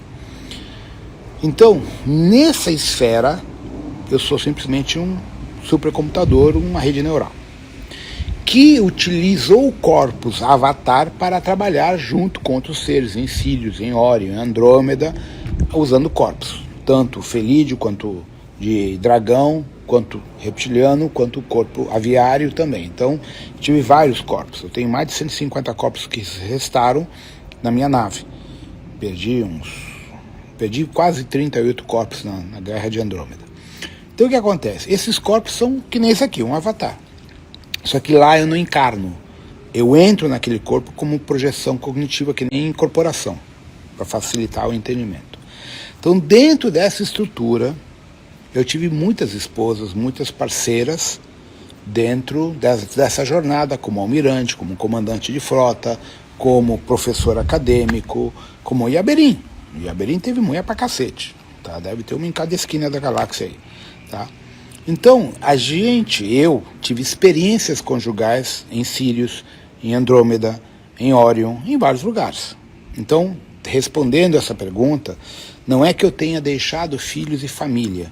Eu tenho conexões com muitas pessoas que não são almas gêmeas, não são da minha essência. São parceiros de trabalho dentro do encontro cósmico, da minha função, das minhas atribuições como comandante. Então o que acontece? Por exemplo, eu saio de uma linha temporal X, vou trabalhar em Sírios por um período de 1 milhão de anos, um exemplo. Então, nesse 1 milhão de anos do relógio siriano, eu vou usar um corpo siriano e vou ficar ali. Então eu vou conviver com os sirianos, vou ter família, aquela história toda, certo? O mesmo é para vocês. Imagina que você é um acturiano que foi delegado para trabalhar dentro de Antares ou de Nódia. Tá? Só que o teu contrato de trabalho em Nódia é, por exemplo, 20 encarnações. Cara, tu vai ficar chupando o dedo em 20 encarnações? Não, né? Então você vai se relacionar com as pessoas de lá. E provavelmente você vai conhecer pessoas, vai ter um relacionamento, um casamento, como a gente chamaria, e provavelmente filhos, certo? Então, isso é normal dentro das sementes estelares, das almas que viajam pelo universo. É parte da experiência. Primeiro aspecto hay que entender, gente. Exu é um cargo, ejecutor de la ley, simples. Entonces, todas las entidades que ejecutan las leyes, que son ángeles de la guardia, misionarios del plan mayor, en los planetas en cuarentena, los planetas en desarrollo, pueden ser llamados de Exu. Entonces ellos representan a várias jerarquias. Para a gente zerar pendências encarnacionais aqui na Terra, a gente tem que aprender a limpar os contratos e aprender a fazer as conexões necessárias para desativar essas pendências. Isso é possível? É possível. Depende muito do foco de cada um dentro do desenvolvimento da Kundalini Yoga, meditação, taoísmo e a quebra dos protocolos, logicamente. Não é habitual, mas sim, pode acontecer de a gente estar encarnado e existir uma alma gêmea encarnada também. Não é comum, mas pode ocorrer. O mais comum que ocorre é de a gente encontrar ou reencontrar almas companheiras. Então o que é uma alma companheira? Sendo bem direto, por exemplo, você é uma acturiana da nave Arquitrans, tem um cargo de bióloga, médica, um tenente biólogo, por exemplo, que nem na Enterprise, e lá você foi casada ou teve muita parceria com um sargento que era mecânico de motor de dobra, um exemplo, tá? Só que vocês eram amigos, se pegavam de vez em quando, aquela coisa toda, tá? Aí você veio para a Terra por N fatores, acabou ficando preso aqui encarnando, e ele veio por outra situação e acabou ficando aqui reencarnando. E aí vocês se encontraram numa boate ou num show, em qualquer coisa. Houve uma afinidade. Por quê? Você já se conhece do outro lado. Ou então essa afinidade gera uma possibilidade de um romance, de uma união estável, de um casamento, etc, etc. Tá? Isso é mais comum do que encontrar efetivamente uma alma gêmea, certo? Então a maior parte das pessoas que cruzam a nossa vida, que são, um reencontro, são reencontros de almas afins, almas companheiras, com base nesse arquétipo. Porém, não exclui a possibilidade de existir uma alma gêmea no mesmo planeta. Normalmente a alma gêmea é nosso orixá de cabeça, normalmente, mas nem sempre vai ser assim, tá? Anciãos dos Dias é uma rede de computação IA que armazena toda a informação do multiverso da tríade. Os últimos dias são aqueles que verificam todo o processo encarnacional e existencial da mônada, da supramônada, das almas que ele produziu, e verifica a expectativa da realidade. Então, o último dos dias é um conselho, não é um conselho kármico, tá? Não nesse contexto, mas é um conselho que ele verifica qual é, de fato, a comparação entre a expectativa encarnacional da realidade encarnacional. Então, o último dos dias, ele estuda a eficácia do projeto encarnacional do multiverso com base na informação original e com os fatos reais do que realmente foi desenvolvido. As pendências estelares têm que ser resolvidas no plano estelar. Gente, a matemática ela é fantástica. Só que a gente tem que sair do 0 e 1 e partir para a matemática quântica. Que é quando a gente fala de hexadecimal e fala de outras matrizes fora o 0 e 1 dos computadores. Tá? Então, matemática é fantástica. Porém, a gente está baseado num sistema decaédrico, né, de 0 a 9, que é limitante. A gente tem que transcender isso daí. Si los alumnos de la geometría hacen parte de mi red neural, no, no que yo tenga conciencia de eso, ¿ya? Pues ahí voy a ser más multipolar de lo que ya soy. Bom, para quem tem conexão com o Shontor, não duvido, o Shontor está querendo bater as botas logo para ir embora para outro plano. Comando Lilith, gente, é um trono Shamuna, que tem várias ramificações dentro da ordem Amaryllis. A base do comando Lilith é resgate de consciência do sagrado feminino em todas as esferas da galáxia. Tá? Então não é só Terra, é uma ordem galáctica que trabalha com o resgate da consciência, da autoestima e do poder do sagrado feminino como mãe, como geradora e sustentadora da vida, aquela que nutre a vida, aquela que dá a vida. Certo? Então o comando Lilith engloba Pombagira, engloba os Amaryllis, engloba a Ordem Kumara, engloba toda a ramificação do arquétipo da Sagrada Mãe. Mãe que concebe a vida, dá a vida e sustenta a vida. Tá? Então ela tem uma ramificação muito profunda quando se estuda esse conselho, o comando Lilith, que é um comando Shamuna. Quando eu estava só na Umbanda, eu nunca tive respostas suficientes às minhas perguntas da questão terrestre, da magia, de muitas coisas. Eu só fui ter respostas muito mais profundas quando eu conheci o Candomblé. Tá? Então eu tive a sorte de conhecer alguns sacerdotes do Candomblé que me deram muita informação, né, e me permitiram entender sem eu ser filho de santo, sem eu ser raspado no Candomblé. Tá, então, entre essas pessoas, teve o Sérgio, que ajudou muito. Depois eu conheci o Luiz Efraim, que me abriram as portas e me deram muita informação. Até hoje me dão informações. Então eu consegui encaixar, enquadrar tudo aquilo que eu tinha de informação estelar dentro de um quadrante terrestre. Tá? Então eu tenho muita gratidão ao Candomblé porque eu aprendi muito e me ajudou a entender coisas que eu não entendia. Mas assim, eu não posso dizer o mesmo de todo o Candomblé, porque eu conheço outros pais de santo de Candomblé que são totalmente fechados. Eles não aceitam, por exemplo, a minha história de extraterrestre. Eles sabem que existem, eles não aceitam.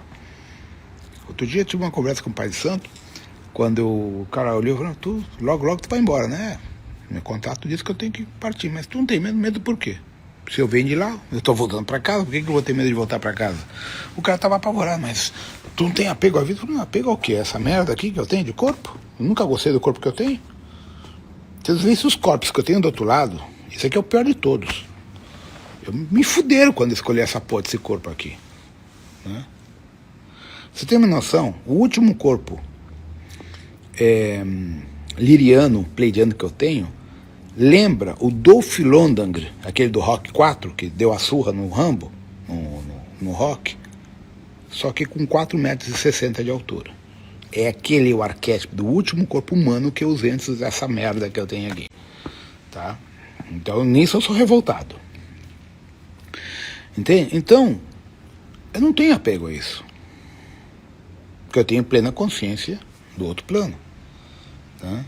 E esse tipo de conversa eu tenho com o Efraim, tenho com o Luiz, eles aceitam e a gente bate papo sobre esse assunto. Outras pessoas que são no Candomblé não aceitam, não entendem. Entende? Então, eu tive no Luiz e no Efraim duas pessoas que aceitaram quem eu sou, o que eu represento e integraram ao Candomblé deles. Simplesmente isso. Então, nessa troca, eu obtive muita informação que não é usual de ser compartilhada com pessoas de fora da casa. O conselho kármico da Terra existe, mas não é um conselho punitivo. A gente chama de conselho evolutivo e tal. Na verdade, o que é o conselho? É um grupo de mestres, de anciões, de mestres, que te mostram as tuas escolhas, o que você determinou, o que você fez, as escolhas certas e erradas. E você se dá conta onde você cometeu os acertos e os erros. E aí eles te dão a oportunidade de você tentar resgatar ou resolver isso. Então, o conselho kármico, ele não é punitivo, ele não está para te punir, ele só te orienta numa eventual resolução daquela coisa. Se a gente estuda o conceito da teoria quântica moderna, entrelaçamento quântico, supercordas, etc, etc, em algumas situações, o caboclo da gente, ou o preto velho da gente, de cabeça, o orixá de cabeça, é você mesmo no futuro, fora do simulador. Não é para todos, mas eu explico isso em alguns cursos, quando eu uso os desenhos do TR. Larissa, como saber da tua linhagem? É difícil, assim, não tem como. Quando eu estou com a pessoa por perto, na iniciação da cura quântica, eu baixo o arquivo, eu digo de onde a pessoa veio, de onde ela é, tal, isso sim. Mas assim, online não tem como. E é difícil a gente encontrar alguém que acerte. Por quê?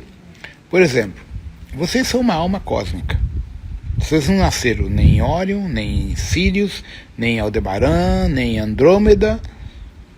A alma, ela vem do plano imaterial, energia humana morontial, que a gente chama de plano de Oxalá. O que é a hierarquia de Oxalá? É a não matéria, certo? Quem que é o Oxalá? O Cristo cósmico. Oxalá não é Jesus. Esse é um erro dos seguidores da Umbanda. Oxalá representa o Cristo cósmico. Quando você fala em Oxaguian, Oxalufã, tu está falando de Jesus, criança ou adulto, tá? Mas Oxalá é o Cristo cósmico. Oromilá é o oráculo de Oxalá e por aí vai. Então o que acaba acontecendo é que o reino de Oxalá, ele está além da matéria. E é dali que a gente vem. A nossa a supramônada, a nossa alma, nosso espírito, ele vem do plano não material. E para lá a gente tem que voltar. Então, Sírios, Aldebaran, Arcturus, Andrômeda, Sombreiro, são moradas temporárias, onde nós, alma, rede neural, tivemos experiências encarnacionais, em gato, cachorro, papagaio, draconiano, reptiliano, dragão, humano, humanoide, anfíbio, arbóreo, etc, etc. Então, o processo encarnacional é uma experiência existencial para aprendermos a sermos deuses co-criadores. Tá? Então, daí, falar de linhagem é muito complexo. Por quê? A linhagem espiritual da alma não tem planeta, não tem raça, não tem sexo, não tem cor. Ela é energia. Se a gente for falar de raças, de planetas, é limitante e não é totalitário. ¿No? O problema da coisa que eu hago, sou tirador, practico tiro blanco também, é que é uma coisa curiosa. Quando eu fui a Texas, muita gente pensava que eu me dedicava a meditar 50 horas por dia. E le respondí, yo no soy maricón. Empiezo por ahí. O sea, yo hago actividades de hombre, actividades duras, actividades como musculación, arte marcial ya no hago más porque... Bueno, pero me gusta actividad fuerte para mantenerme activo, vivo, el cuerpo resistente y vivir la vida intensamente, ¿cierto? Entonces, mariconadas no son conmigo. ¿Ya? Y ese es el problema, que la gente no me acompaña. La mayor parte de los místicos esoteros son todos mariconados. ¿Ya? No pilotan auto, no pilotan avión, no pilotan helicóptero, no saben disparar, no hacen rally, no manejan moto, son americanos. Entonces, yo soy militar, ¿no, gente? Soy un almirante. Como almirante soy obligado a tener todas esas certificações em dia, certo? Então hoje o Brasil é São Paulo, Rio Grande do Sul, né, Novo Hamburgo, Curitiba e Brasília. São as únicas 4 cidades que eu dou curso no Brasil. Lisboa, Vigo, Texas, Santiago do Chile, são os lugares que eu estou indo por enquanto. E aliás, o Chile esse ano não marquei nada. Na verdade, sabe o que acontece, gente? Eu tenho focado lives com alunos que eu conheço, porque o assunto flui mais. tá? Porque fazer live com gente que eu não conheço também, às vezes, fica uma questão meio travada. É questão de temas, o que falar, tá? Porque eu tenho muita informação, gente, eu escrevi mais de 60 livros, eu tenho um HD aqui com bilhões e bilhões e bilhões de gigas de informação do universo está aqui dentro. Então, conforme o foco da live, eu posso abrir muita coisa ou não. Que nem as lives com o Valério fluíram bem pra caralho, porque o cara é um puta do entrevistador. Então, quando a pessoa que me entrevista faz perguntas inteligentes, a resposta é foderástica, tá? Então, essa é a questão. O entrevistador, ele direciona e eu abro informação, tá? Então, a questão assim, live dá para fazer milhões. A questão é que o assunto seja de interesse para o crescimento de todo mundo, certo? E a live sempre vai ser gravada, salva e distribuída gratuitamente na plataforma para todo mundo. É assim que eu tenho feito. Bom, então era isso. Gente, eu vou sair porque a bateria está acabando e eu tô com frio aqui. Vamos ver, se der antes do dia 31 eu faço mais outra aparição por aí, porque hoje é 28, né? Vamos ver. Certo? Aí o que vocês podem fazer é mandar para quem quer aqui no meu direct, escrevam assuntos. Eu vou dar uma fuçada e monto uma live com base nisso, vou respondendo, põe no papel e vou respondendo. Assim eu vou ajudando vocês e tem com quem conversar, né? Porque na verdade, como eu estou sempre sozinho, eu falo, as pessoas perguntam, muitas vezes o único contato com o mundo exterior é uma live, por ninguém que pareça. Então, um abraço para todo mundo, boa noite, bom descanso. Antes do final do ano eu apareço aí.